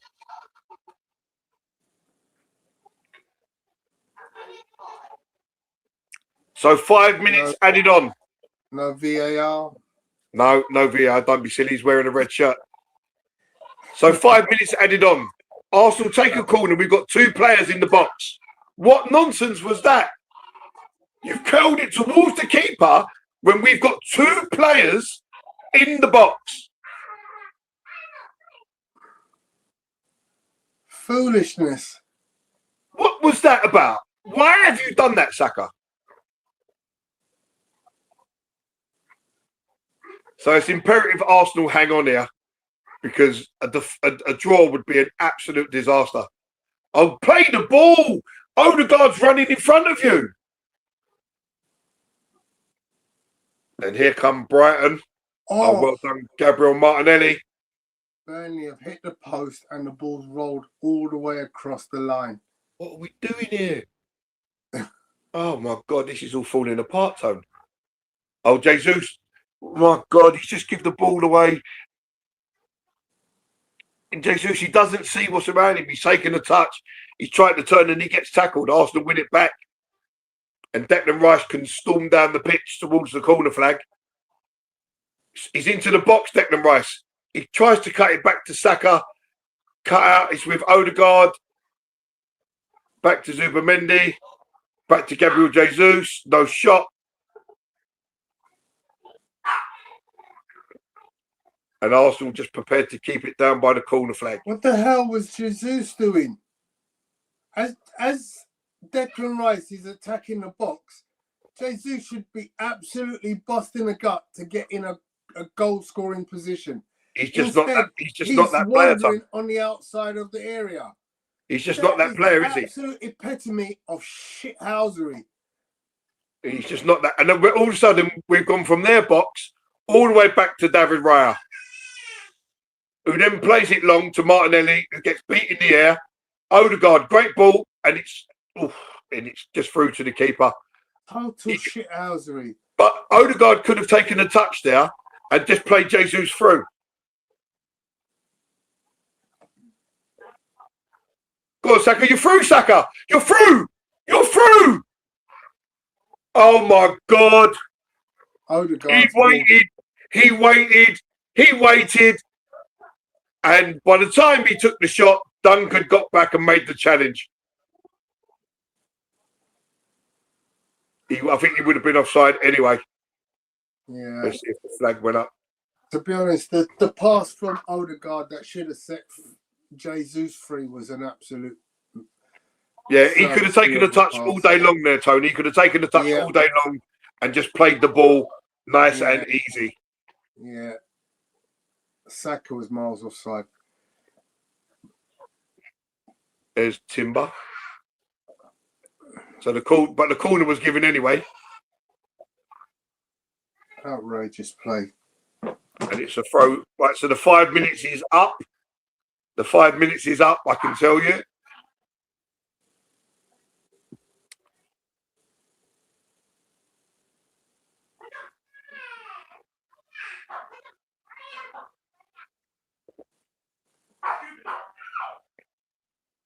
That corner routine where Gabriel stands over the Gabriel Jesus stands over the ball.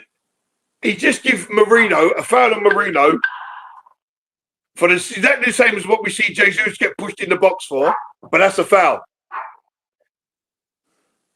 So Brighton pump it forward. And Gabriel smashes it clear and turns around to the crowd with both fists, knees bent, giving it some of that. But Brighton have the ball back. And it's with Minter. A lovely, delicate cross in. Oh, why have you headed it, Saliba? Oh, what am I watching? What am I watching? Jesus, why did Saliba head it? Give him a shot. Well done, David Raya. And that's game, set and match. Arsenal win. Oh, well, that was a frustrating game. That was torture at the end. Yeah. I'm not going to lie. That was torture at the end. And totally unnecessary, guys. Totally unnecessary. There's so many aspects of that game today that we should have finished, solidified, just made look easier, and we didn't. Absolutely insane. You know, I think we won that game 2-1. For me, we should have been out of sight before Brighton even had a proper attempt on target. Yeah. You know, and he's taken a fantastic save from David Raya. Some literally suicidal defending, last-ditch tackles, and you know. But I mean, socials is saying it in the chat. Now crosses are coming in. Everything played quick. This is comical. Yoki's getting set up. Socials, I completely agree with you. I just don't see how we don't play this way when we're when the guy's on the pitch. You know, Tony, I'm going to leave you to it, mate, because my granddaughter's here. I think that Sade's just got his hat trick. Yeah, my son just said that. Yeah, I'm going to leave you to it, Tony, because my granddaughter's here. I'm going to go and spend some time with my family. Thank you very much. Yeah, no worries. I'll see you. Catch you later, everyone. See you later, Tony. Yeah, pal. Bye, mate.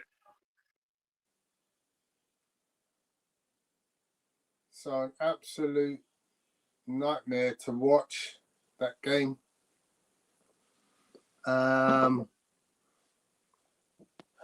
You think we were lucky? I mean, you have to make your luck. Ultimately, Arsenal created more opportunities. Should have been more comfortably ahead, if I'm being honest. But you don't always get what you want, you know. Liverpool played the worst team in the league. They squeaked a 2-1 win against Wolves. Wolves are going to beat someone very soon. Not had a win all season. They are going to win against somebody.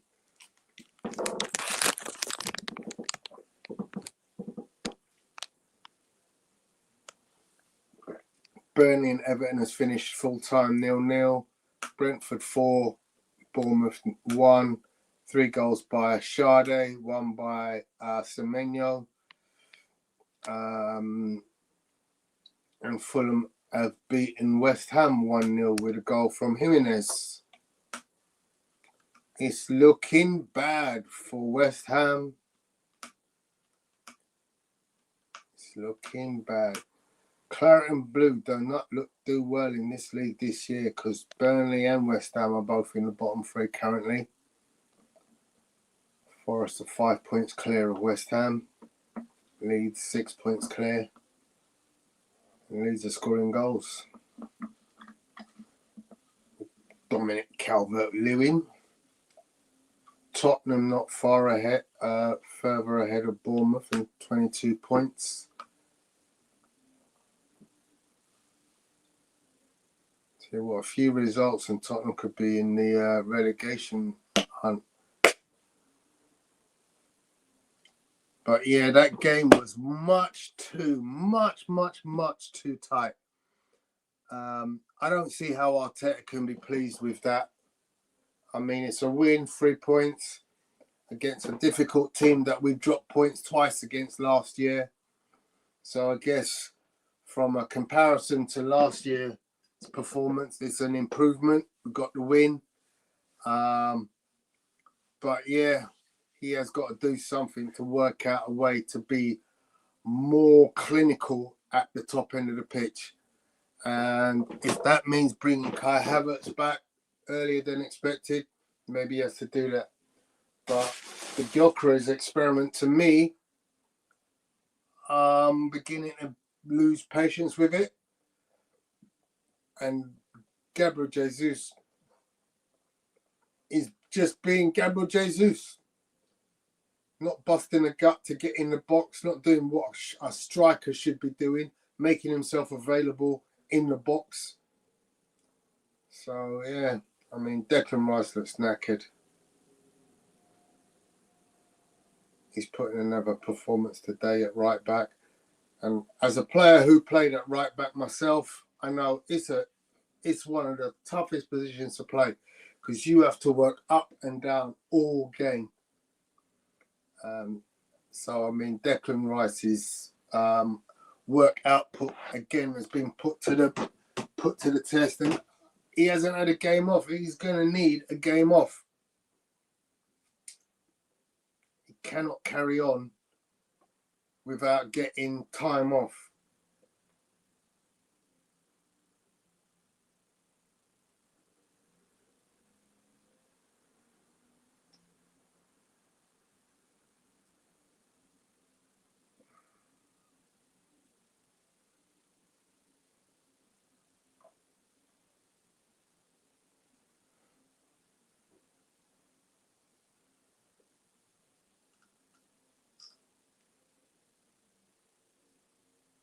So let me get some stats up for you guys.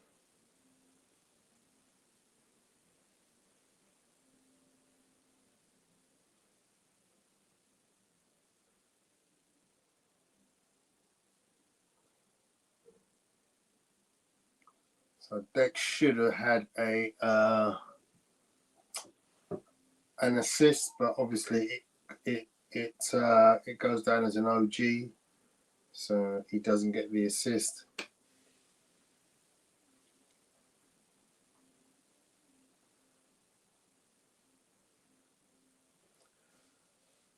An enticing fixture upcoming, which I think we'll stay around and have a watch together. If any of you want to watch and comment, let me know. Chelsea at home to Aston Villa.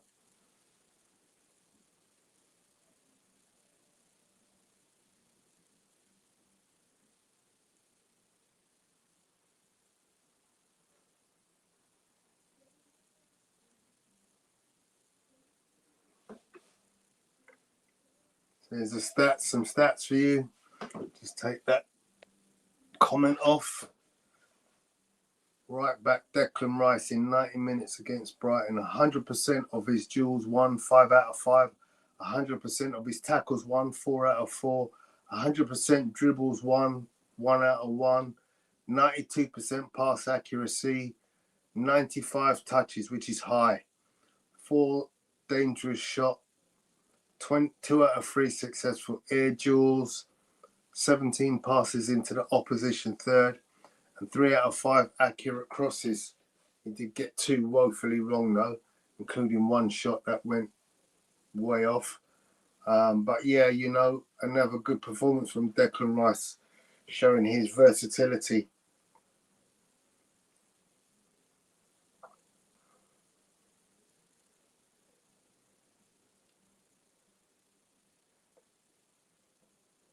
So here's a question for you lot. Better at right back from midfield, Declan Rice or Thomas Partey? Thomas Partey for me every day of the week.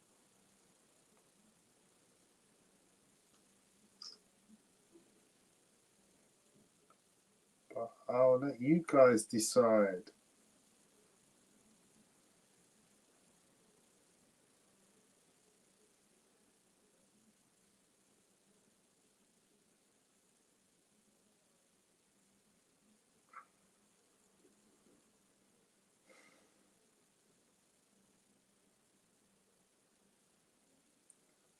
So Declan Rice has executed this emergency inverted right back role perfectly. He's been inverted into midfield in build-up, overlapping Saka in attacking phase and defending as a right back out of possession. Special football, a real powerhouse. And D can confirm that Rice is man of the match. For D,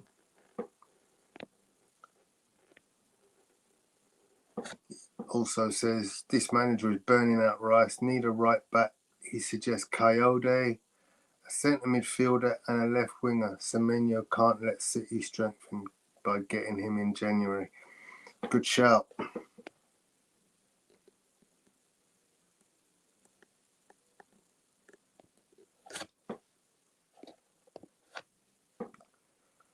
We don't play good enough attacking football. You ain't winning the league how we play.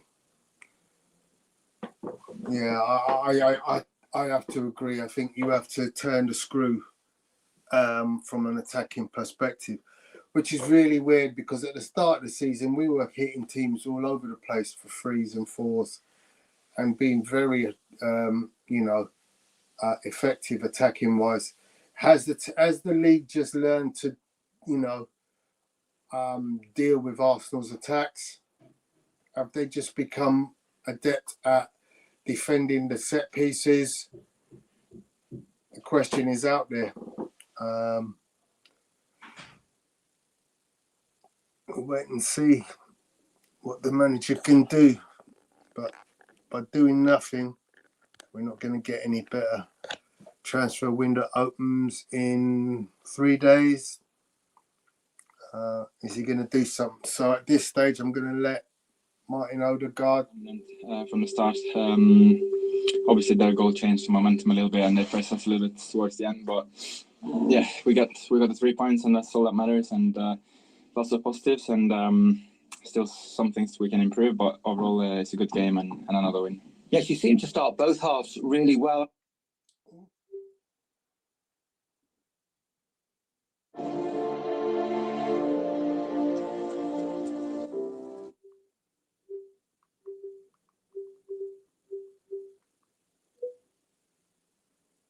And then that's football, and we got the win, and we're happy.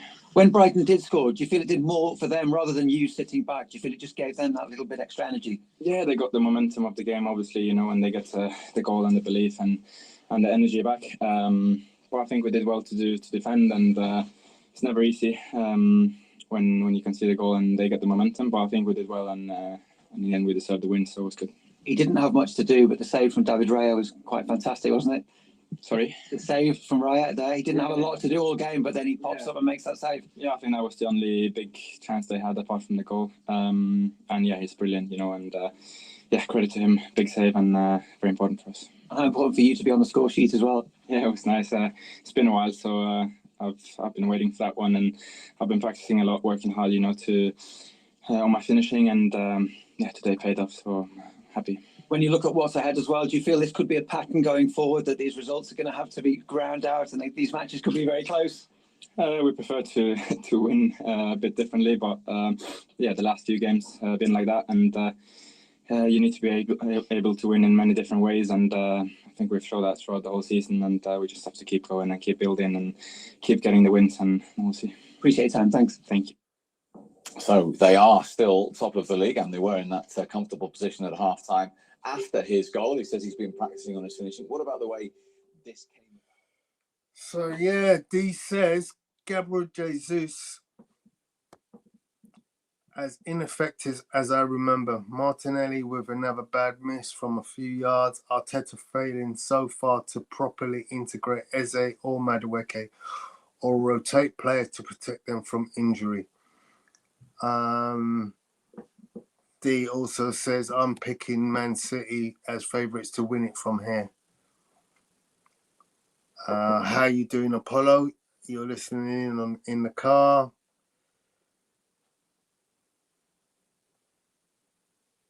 Yeah, I mean, Arteta and the team have got to do something this week in terms of, are we going to go into the market, or do we just look at, changing something about the dynamic up front?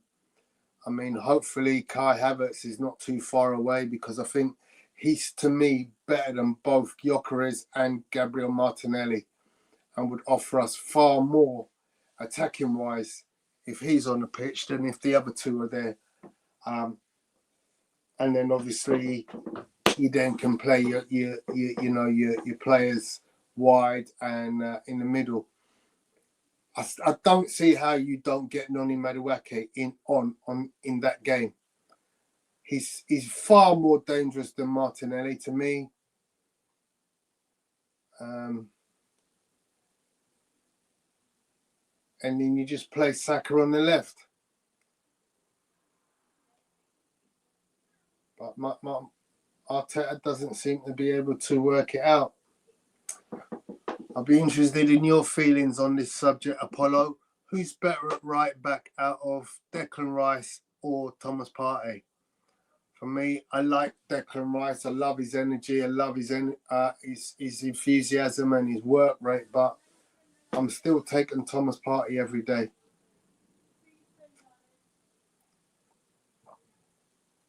What a save that they're showing again from David Raya.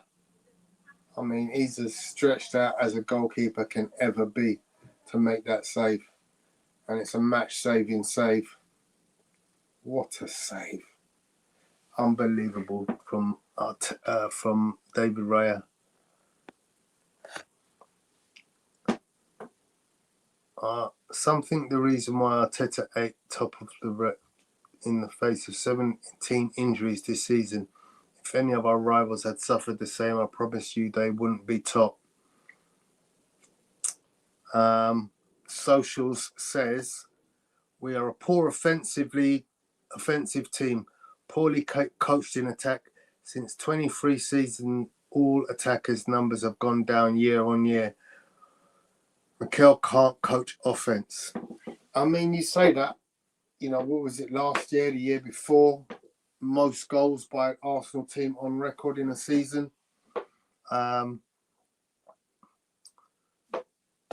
D says we cannot sustain this type of form. We have attacked to win the Prem.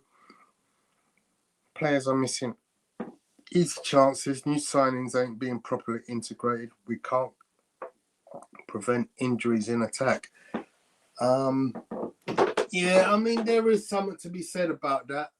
I mean, certainly Madueke, for me, should have had more time on the pitch than he's had to date. I think Ethan and Weary's been unlucky not to have more time on the pitch.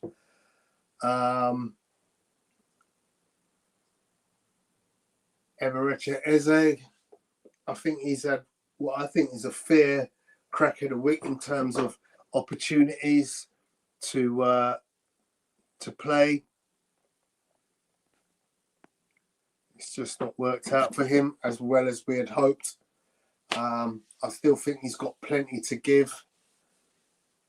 But yeah, Summit is dramatically not on par at the moment with the team. And because of that, we're kind of crawling over this line, if there is such a line, where we could potentially win the league, as opposed to flying over it. Yeah, it's going to be games where last year we'd have lost this game, or we'd have at least drawn. So, you know, we've got that. And Apollo's right. We have had an absolute monster number of injuries. I mean, it's mad.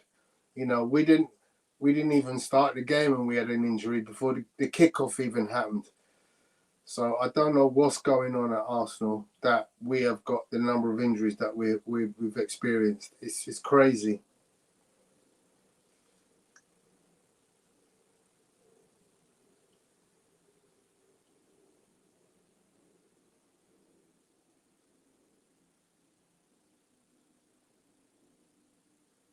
So yeah.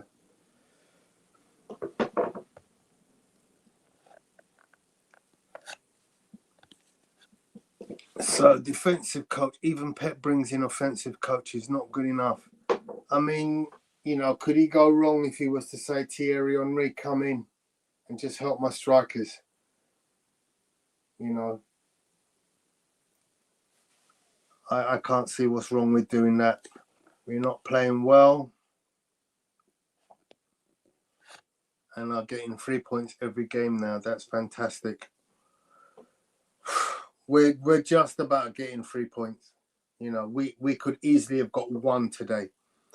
And we ended up getting none the other day at Villa Park. So I can't have your optimism, Apollo, because things need to change.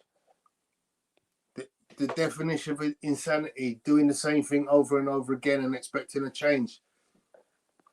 You know, it's quite clear that we can see that some things are not working.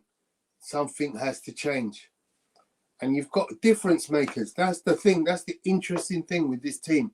You have people who can come in and make a difference, who can change the balance of a game at a drop of a hat. And we're not getting the opportunity to see them do that. So, you know, that's all on the manager. So D agrees with me. Bringing Henry, Bergkamp, any great offensive player of the past 2 decades who can coach. Yeah, you know, there are things that, as a striker, you should know. These are fundamentals. You know, shielding the ball, moving the ball into areas where you can be more dangerous. Moving yourself as an attacker into positions, being able to communicate with your midfield so they know when to play the ball. You know, these are things that Arsenal seem really to be able to struggle doing. Apollo says, Tony, we're not going to play like this in every game. We're in a poor form of play. The positives are you're still winning, and that's what our fans are missing. Yeah, you can say that, but you ain't going to win a league if you continue to struggle to score goals. You know, when Man City are scoring goals of plenty, I know they just squeaked a result today, and they shouldn't have done because they should have had a player sent off, apparently.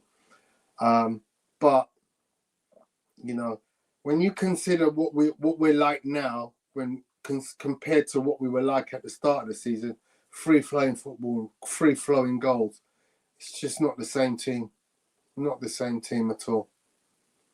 You know, and every week I look at Arsenal, I keep thinking somebody's going to be on the end of a 5-0. You know, that's the thing about the Invincibles.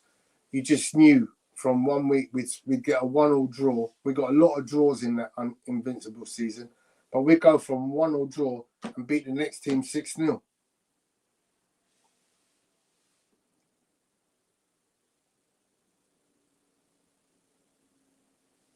So yeah, when Man City were in poor form, they lost 4 games.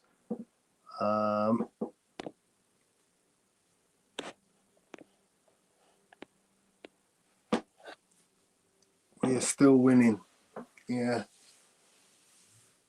but we cannot still keep winning if we continue to play like that. You know, you don't have to be a genius to work that out.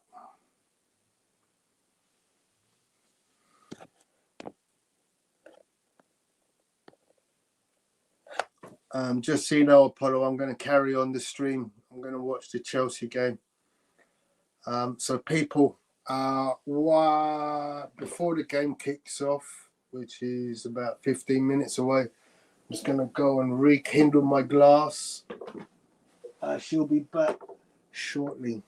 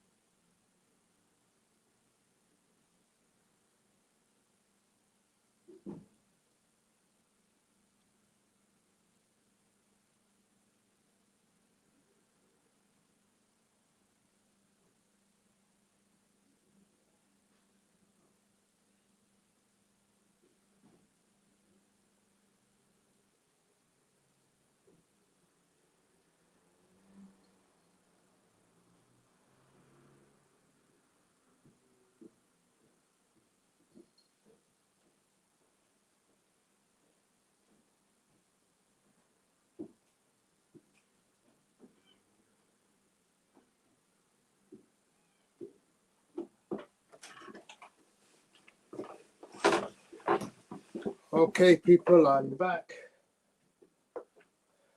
I'm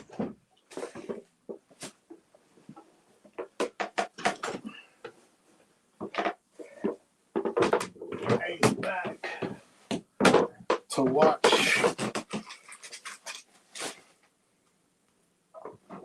Chelsea playing Aston Villa, which I think is now kicked off. So let's see.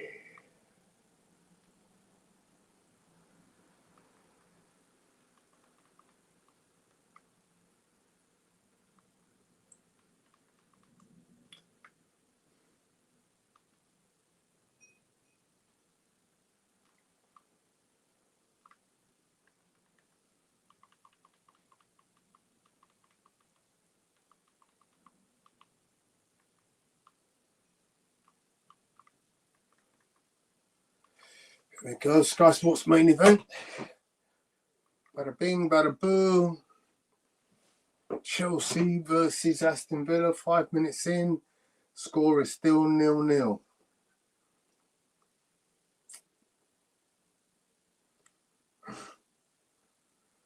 Chelsea seem to like a white-haired left winger. So they had Mikhailo Mudryk, who liked to sport a peroxide blonde look on the left wing. And now they've got Garnacho on the left wing with a peroxide blonde. Good ball. Oh, well defended.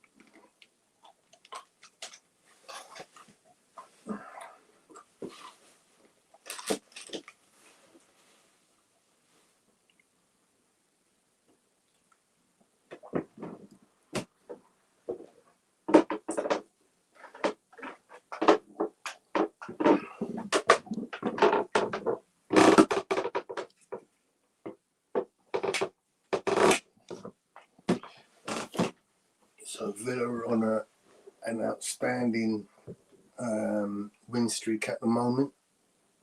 It's 10 games in a row they've won.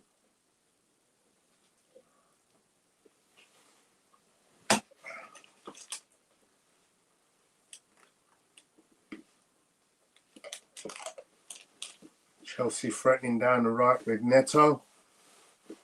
Villa clear.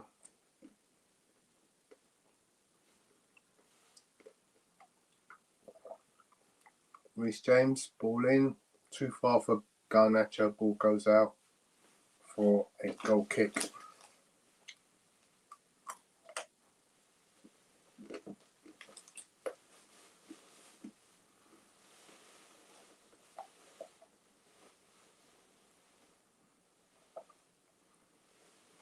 Enzo Maresca must be suspended, and yeah, he's serving a one-match touchline ban today.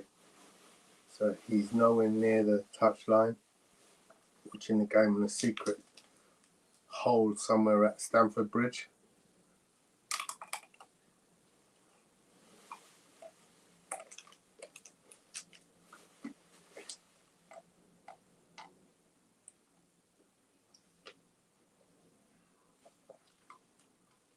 Foul on Mo Camara by Caicedo. That wasn't too far off what he got sent off against Arsenal for. He throws his whole body into the tackle, which when he wins it, it looks great. But when he gets it wrong, he takes the man out badly.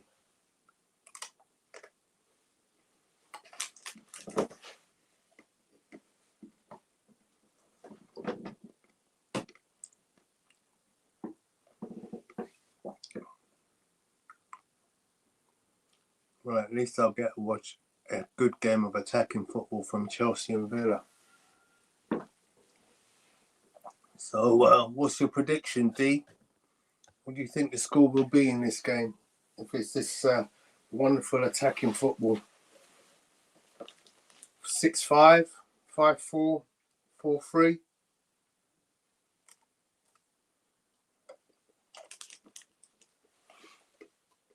10 minutes in yet. Anyone to register a shot on target, right?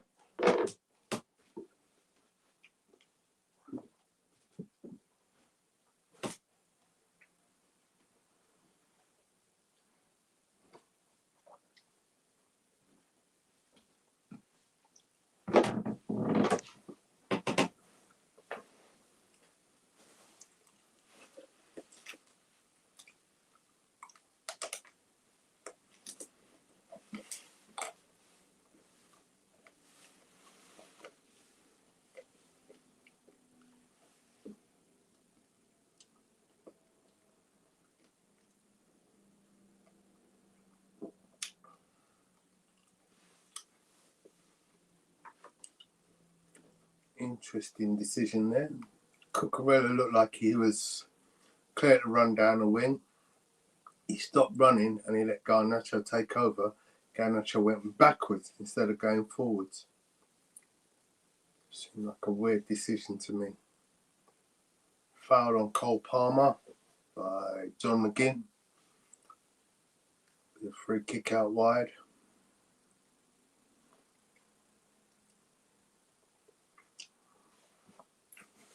Bit of a very physical team as we discovered when we went up there a few weeks ago.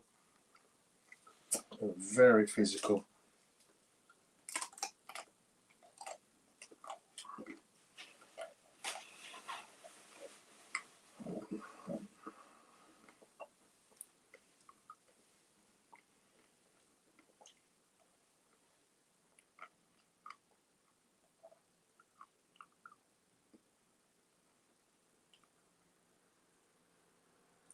Free kick comes to nothing. It's a poor free kick, if I'm being honest. Didn't even get past the first man.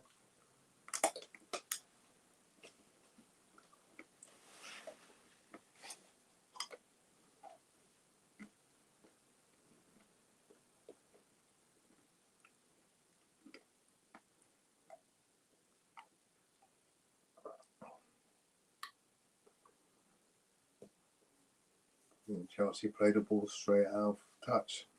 Caicedo.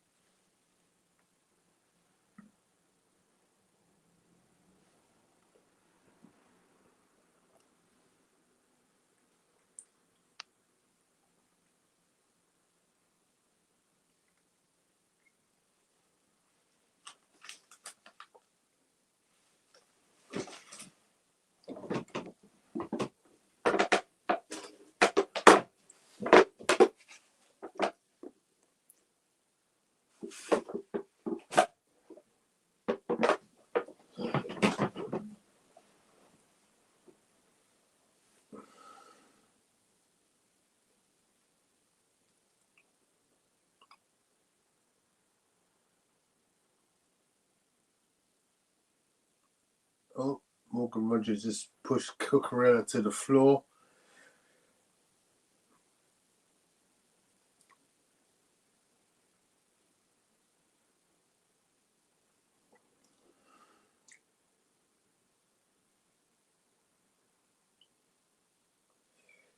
That looked like a WWE push.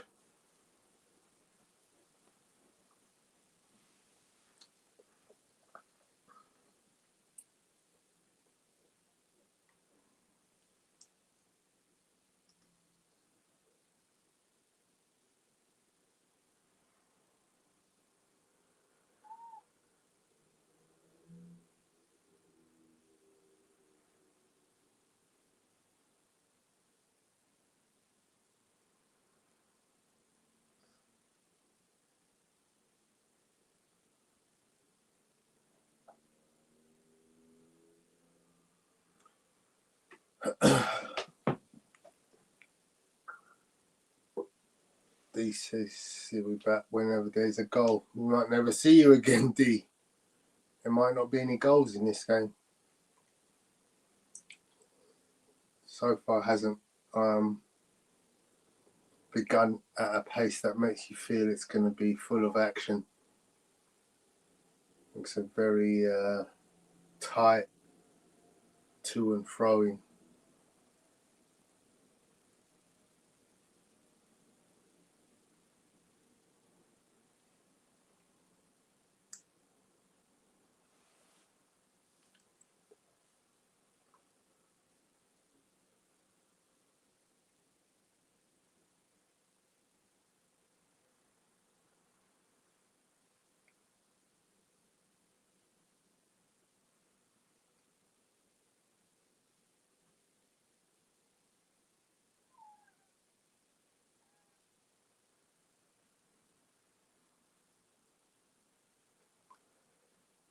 Yeah, this game looks like a stalemate.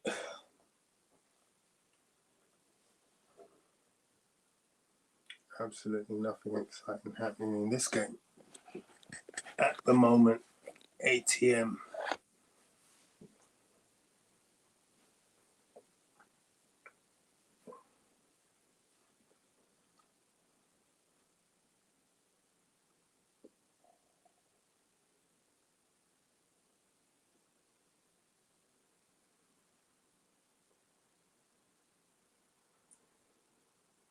Good first time ball from Maresca. Enzo Fernandez. Came out now. Cole Palmer on the attack. Oh, nearly. Could have been the opener there. That was the first sight on goal for Chelsea. It was actually good football, good attack from Cole Palmer into the area. Ball ricocheted out from Garnacho into the path of Enzo Fernandez, but then his effort goes wide right of the goal. And we remain at 0-0.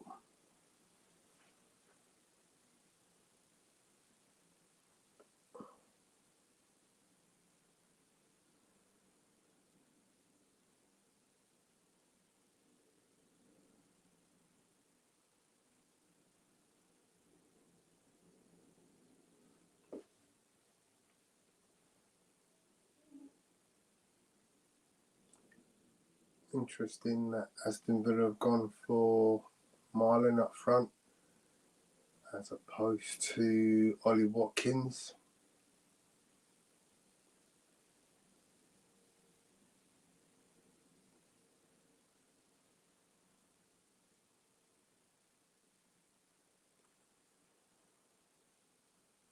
Pedro Neto just went past his defender for fun.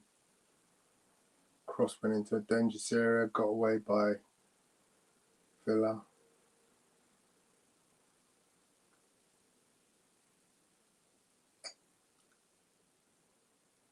Looks like Matty Cash took a bang in the neck from that corresponding cross. Not really sure what happened there because Enzo Fernandez jumped past him, didn't appear to catch him, but he went down pretty hard. Maybe it was the landing on the floor, and he's just struggling to get up now. Daniel Marlin.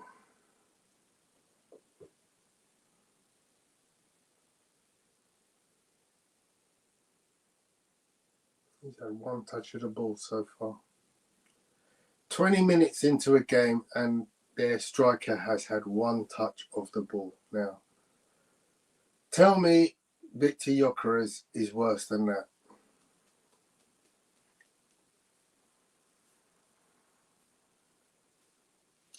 Cash is up and running again. Villa looking to play out from the goal kick.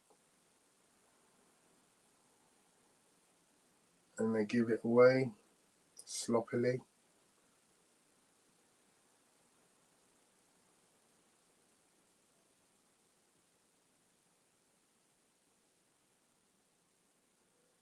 Aston Villa at the moment defending by throwing numbers in front of Chelsea shots.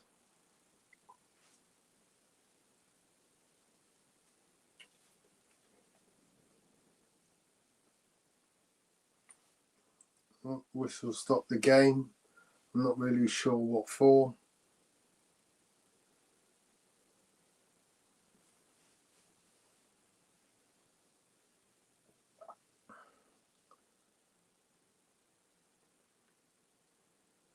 Making a beeline towards Enzo Fernandez.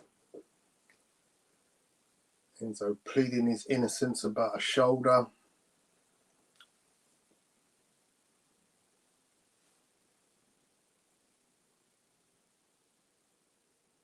Oh, right, I see. He took out John McGinn. Horrible tackle. Horrible player. Can't stand him. Free kick to Villa.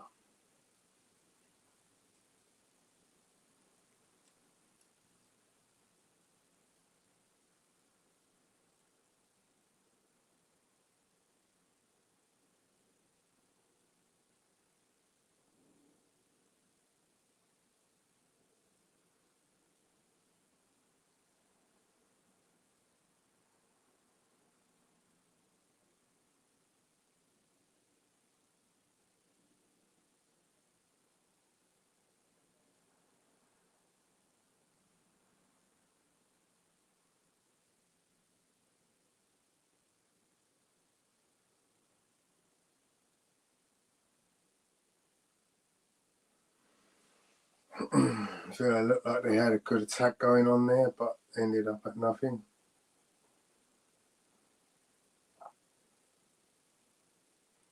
He's struggling to do anything offensively at the moment, Villa. Not that it's easy for Chelsea either, but neither team seems capable of creating anything substantial at the moment.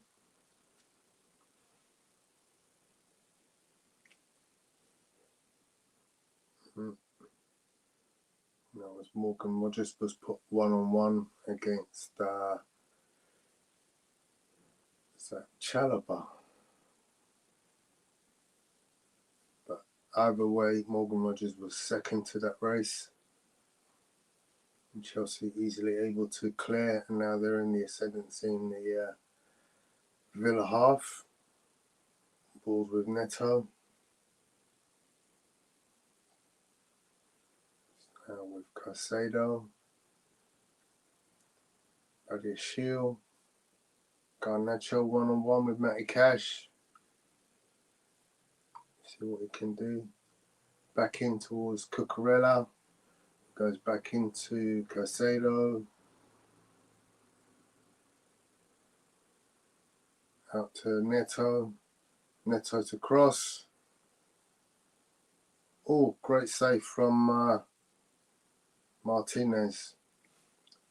So it looked like the cross from Neto was just going to sneak its way through to Pedro. Yeah, João Pedro. And then Martinez got his hands across say what would have been an embarrassing goal.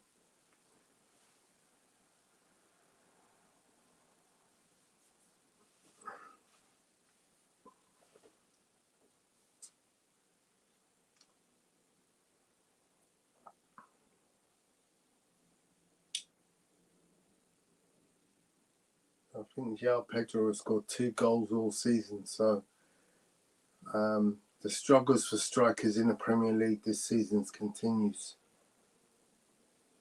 Because I don't think there are many strikers who are over like 6 or 7 goals. Obviously, Erling Haaland and Thiago at Brentford, but other than that, I don't see any other strikers who have been not even decent at scoring return this year in the Premier League.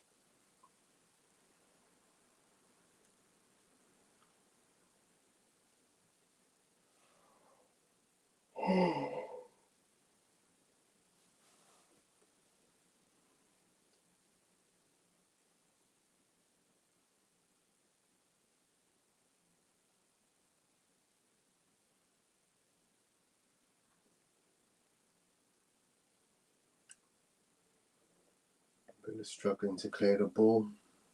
It's in their area with Garnacho.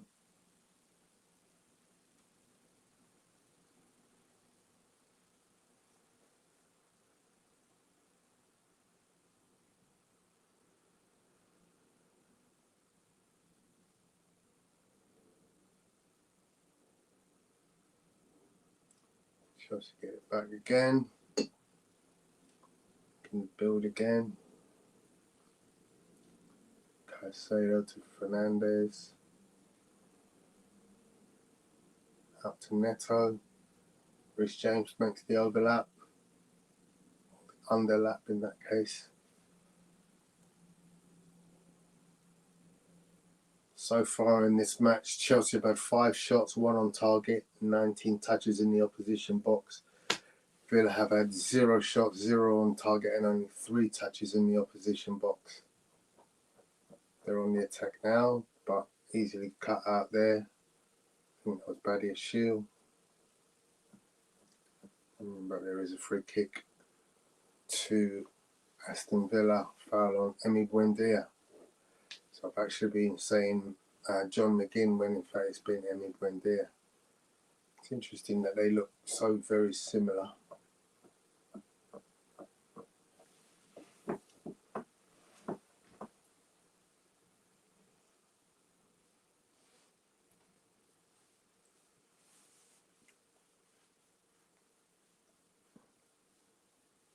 Free kick going to be taken by Yuri Tielemans in the Aston Villa half, goes short to Mo Kamara.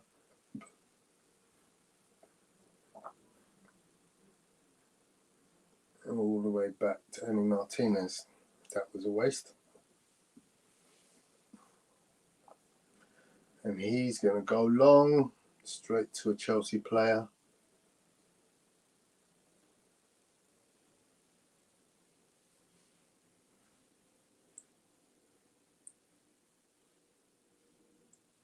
Neto on the ball.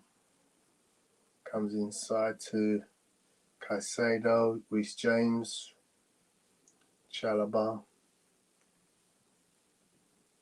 Up to Garnacho, 1-on-1 again with Matty Cash. Comes inside again to Fernandes. Comes inside again.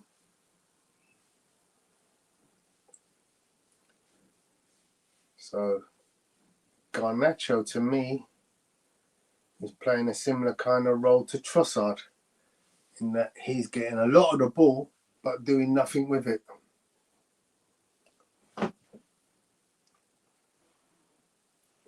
Ball switches out to Neto on the other side of the pitch now. Into Rhys James. Chelsea struggling at the moment to get in through the banks of 4. And then goes when John McGinn on Garnacho. It's a violent tackle, instant yellow card, yeah.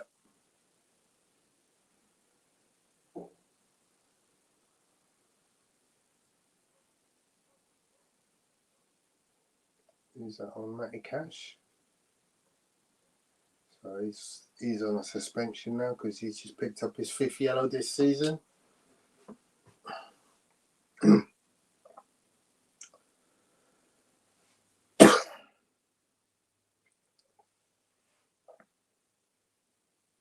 totally unnecessary tackle. Completely mistimed.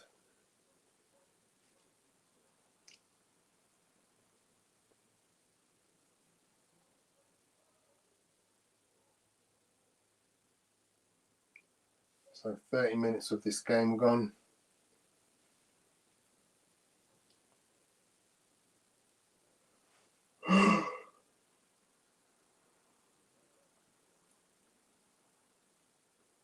Chelsea messed that up, didn't they?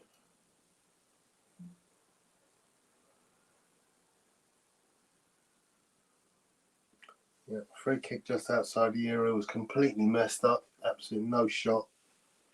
And the ball ends up being hooked over his head for a corner, for a goal kick, sorry.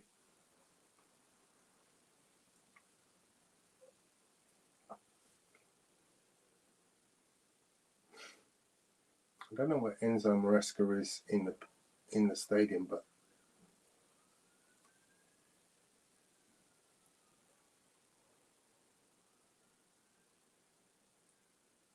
fuck, he's behind prison bars.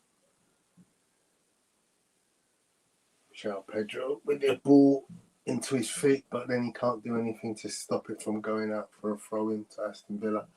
Aston Villa really aren't doing anything offensively themselves. They just seem to be getting to the halfway line and then running out of ideas.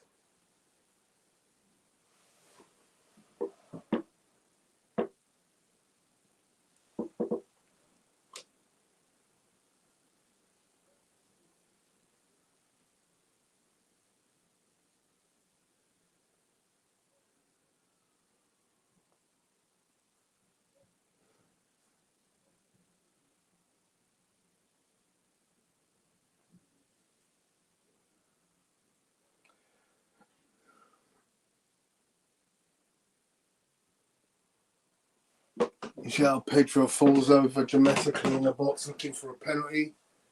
Nothing given.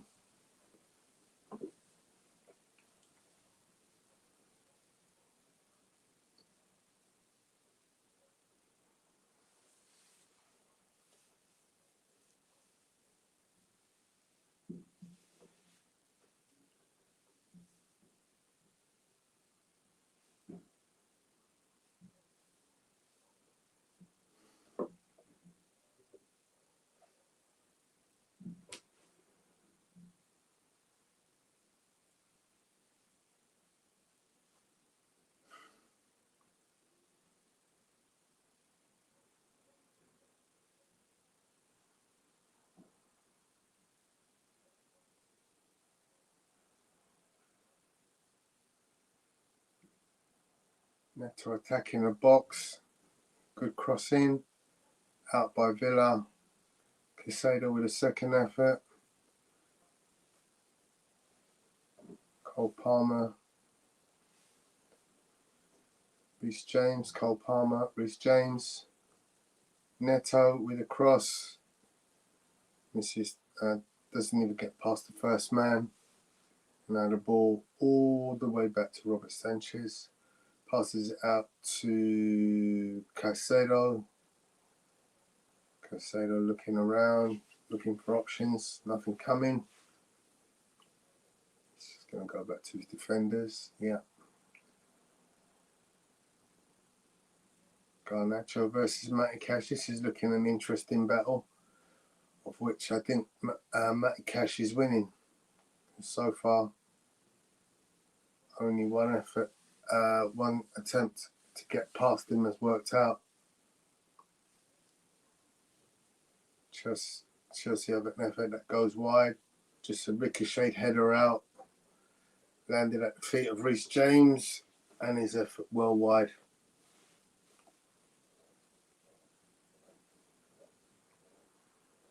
So right now, 35 minutes in, 7 shots by Chelsea, none by Aston Villa. 22 touches in the opposition box by Aston Villa, 22 touches in the opposition area by Chelsea, only 3 by Villa.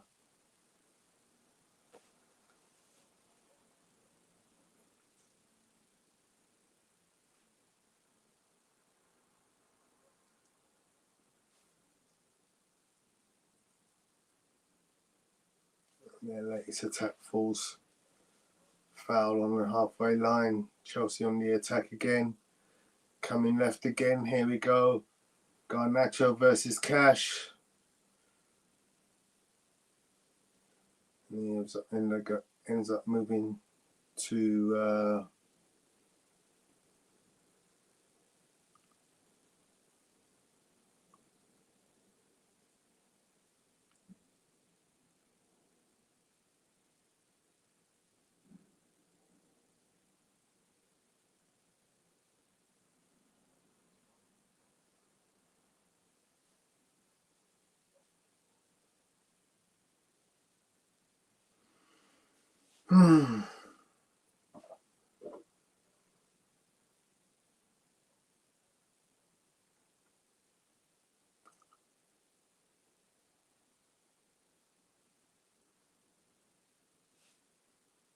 So on that occasion, Garnacho fed the ball to the overlapping Cucurella, but his cross effort is stopped by Matty Cash.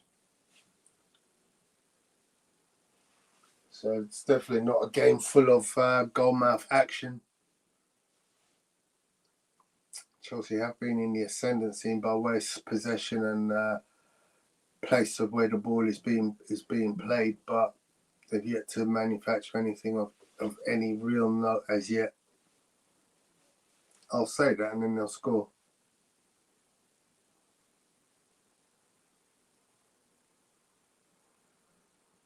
Reece James with the cross. And I just said it.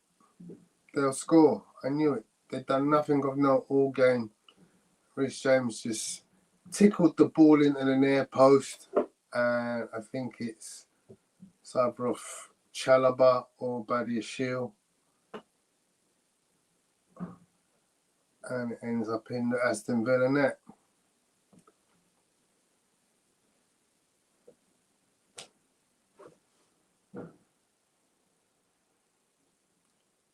Set piece again, ole ole. Set piece again, ole ole. Set piece again. Set piece again. Set piece again, ole ole. I'm not even sure it hits any player from the Reece James corner. It's definitely curling in towards the net. Comes off of the back of. If anyone can claim it, it'll be João Pedro. Because I think it hits him on the way down. But technically, see Reece James is saying it's my goal. But technically, I think it goes down as a João Pedro goal. Because it just skimmed the back of his arch on the way into the goal. There's VAR goal check.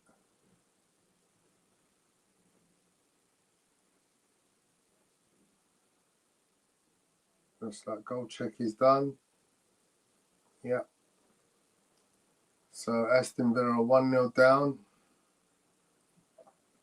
in a game that has been pretty much nothing of note. No real ascendancy for either team, although Chelsea have had lots of opportunity and have the majority of the possession. They've not really looked like they were going to score until that moment when I said prophetically they're going to score from this, because they did nothing up until that point. And now Aston Villa have to respond. They have a free kick in the Chelsea half. They've got a very high line.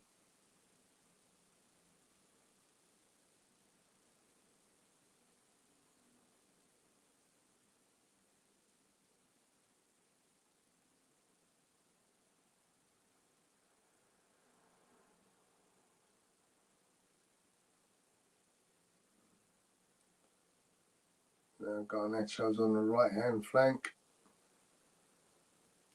Again, he does nothing with the ball but lose it.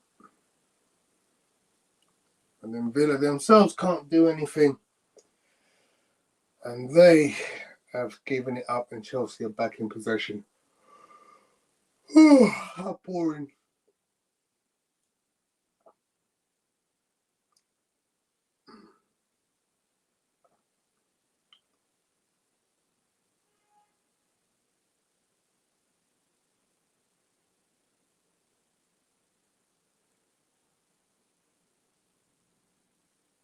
Oops. That'd be a yellow card, surely, for John McGinn. Putting a foot in on the back of Cucurella. That's one of them nasty fouls.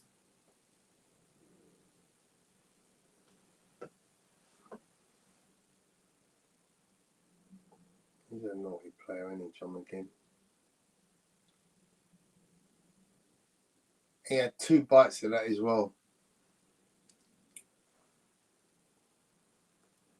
Dirty player. Chelsea and Villa have both got a dirty player.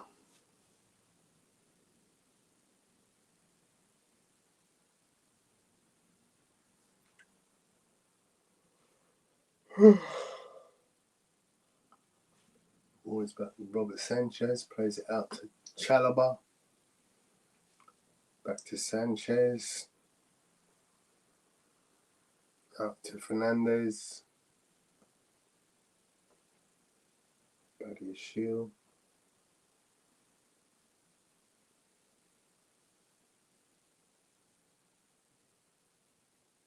Neto.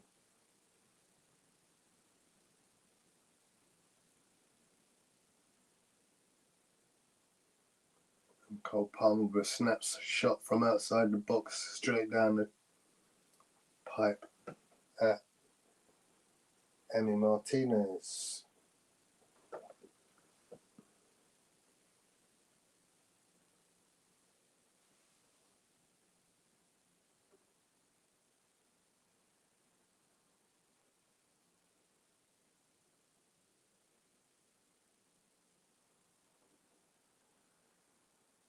We've got numbers now. They go on the attack. Daniel Marlin. Oh, it's lost by John McGinn. Oh, was it Emi Buendia? Sorry.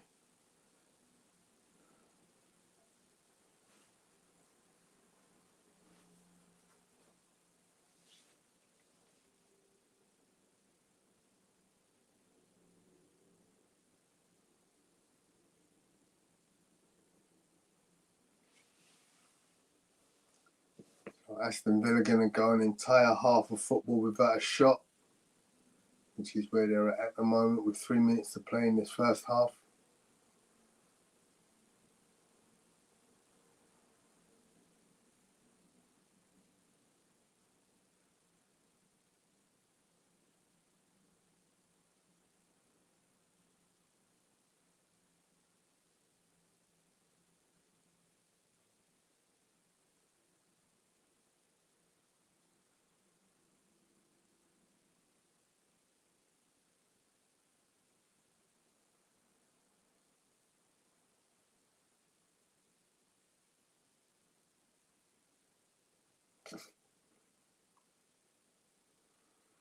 I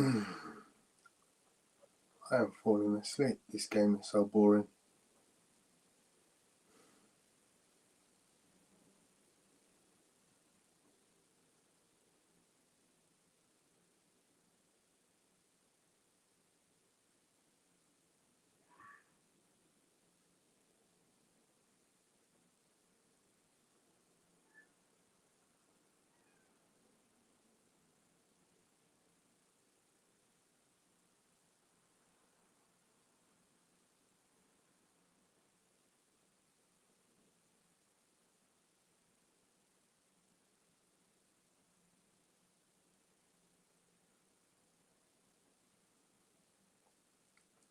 Foul on Enzo Fernandez outside the area by Morgan Rogers.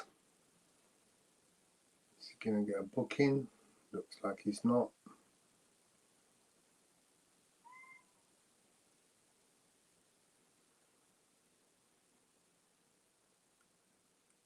I thought it wouldn't have been on Rogers anyway. It would have been on McGinn.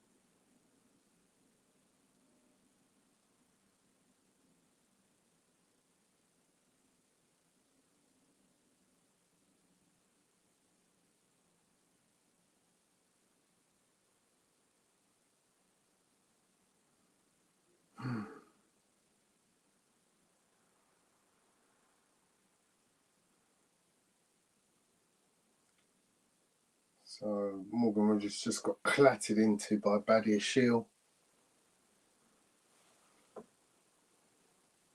It's a free kick in a promising area, about 25 yards out from goal to the right of the Chelsea goal.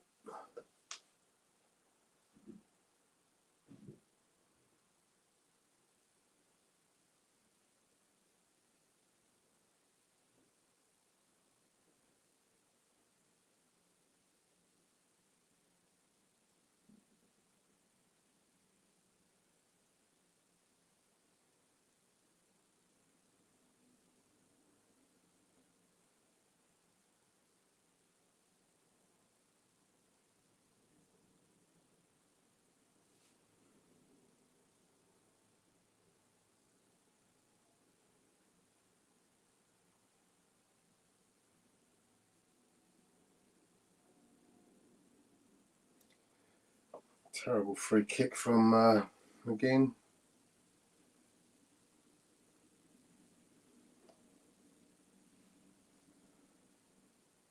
Two minutes of injury time have been played. That's half time.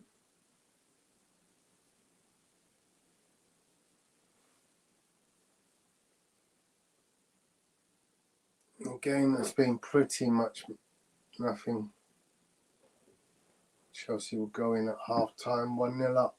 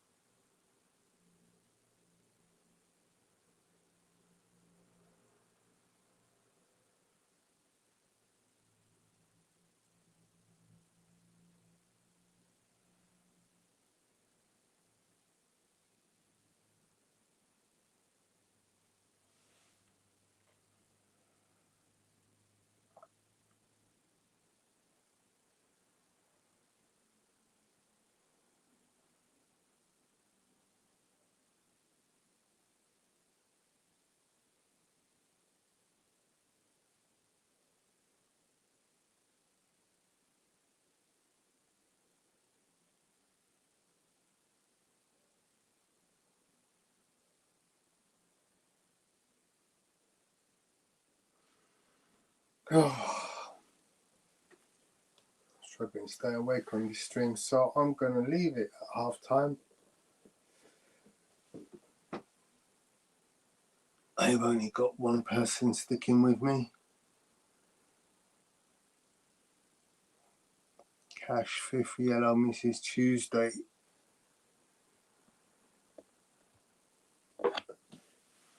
Which is against us, right?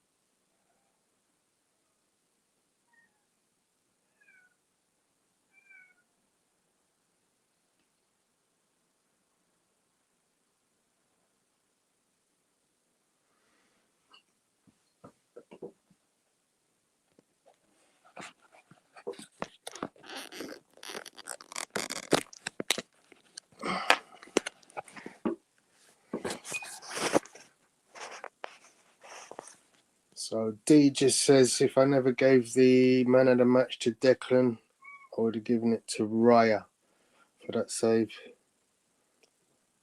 That save won us the 3 points. If we go on to win the Prem, they'll have him to thank.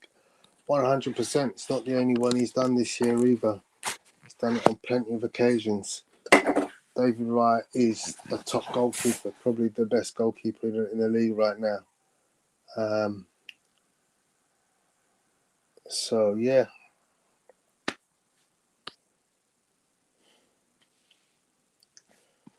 Guys and girls, this game is boring the hell out of me. I'm going to call it a quit. Chill out, go watch a film or something. Enjoy the rest of your evening, the rest of your 2025. Yeah, and we'll see you again in a couple of days for the Villa game. Take care.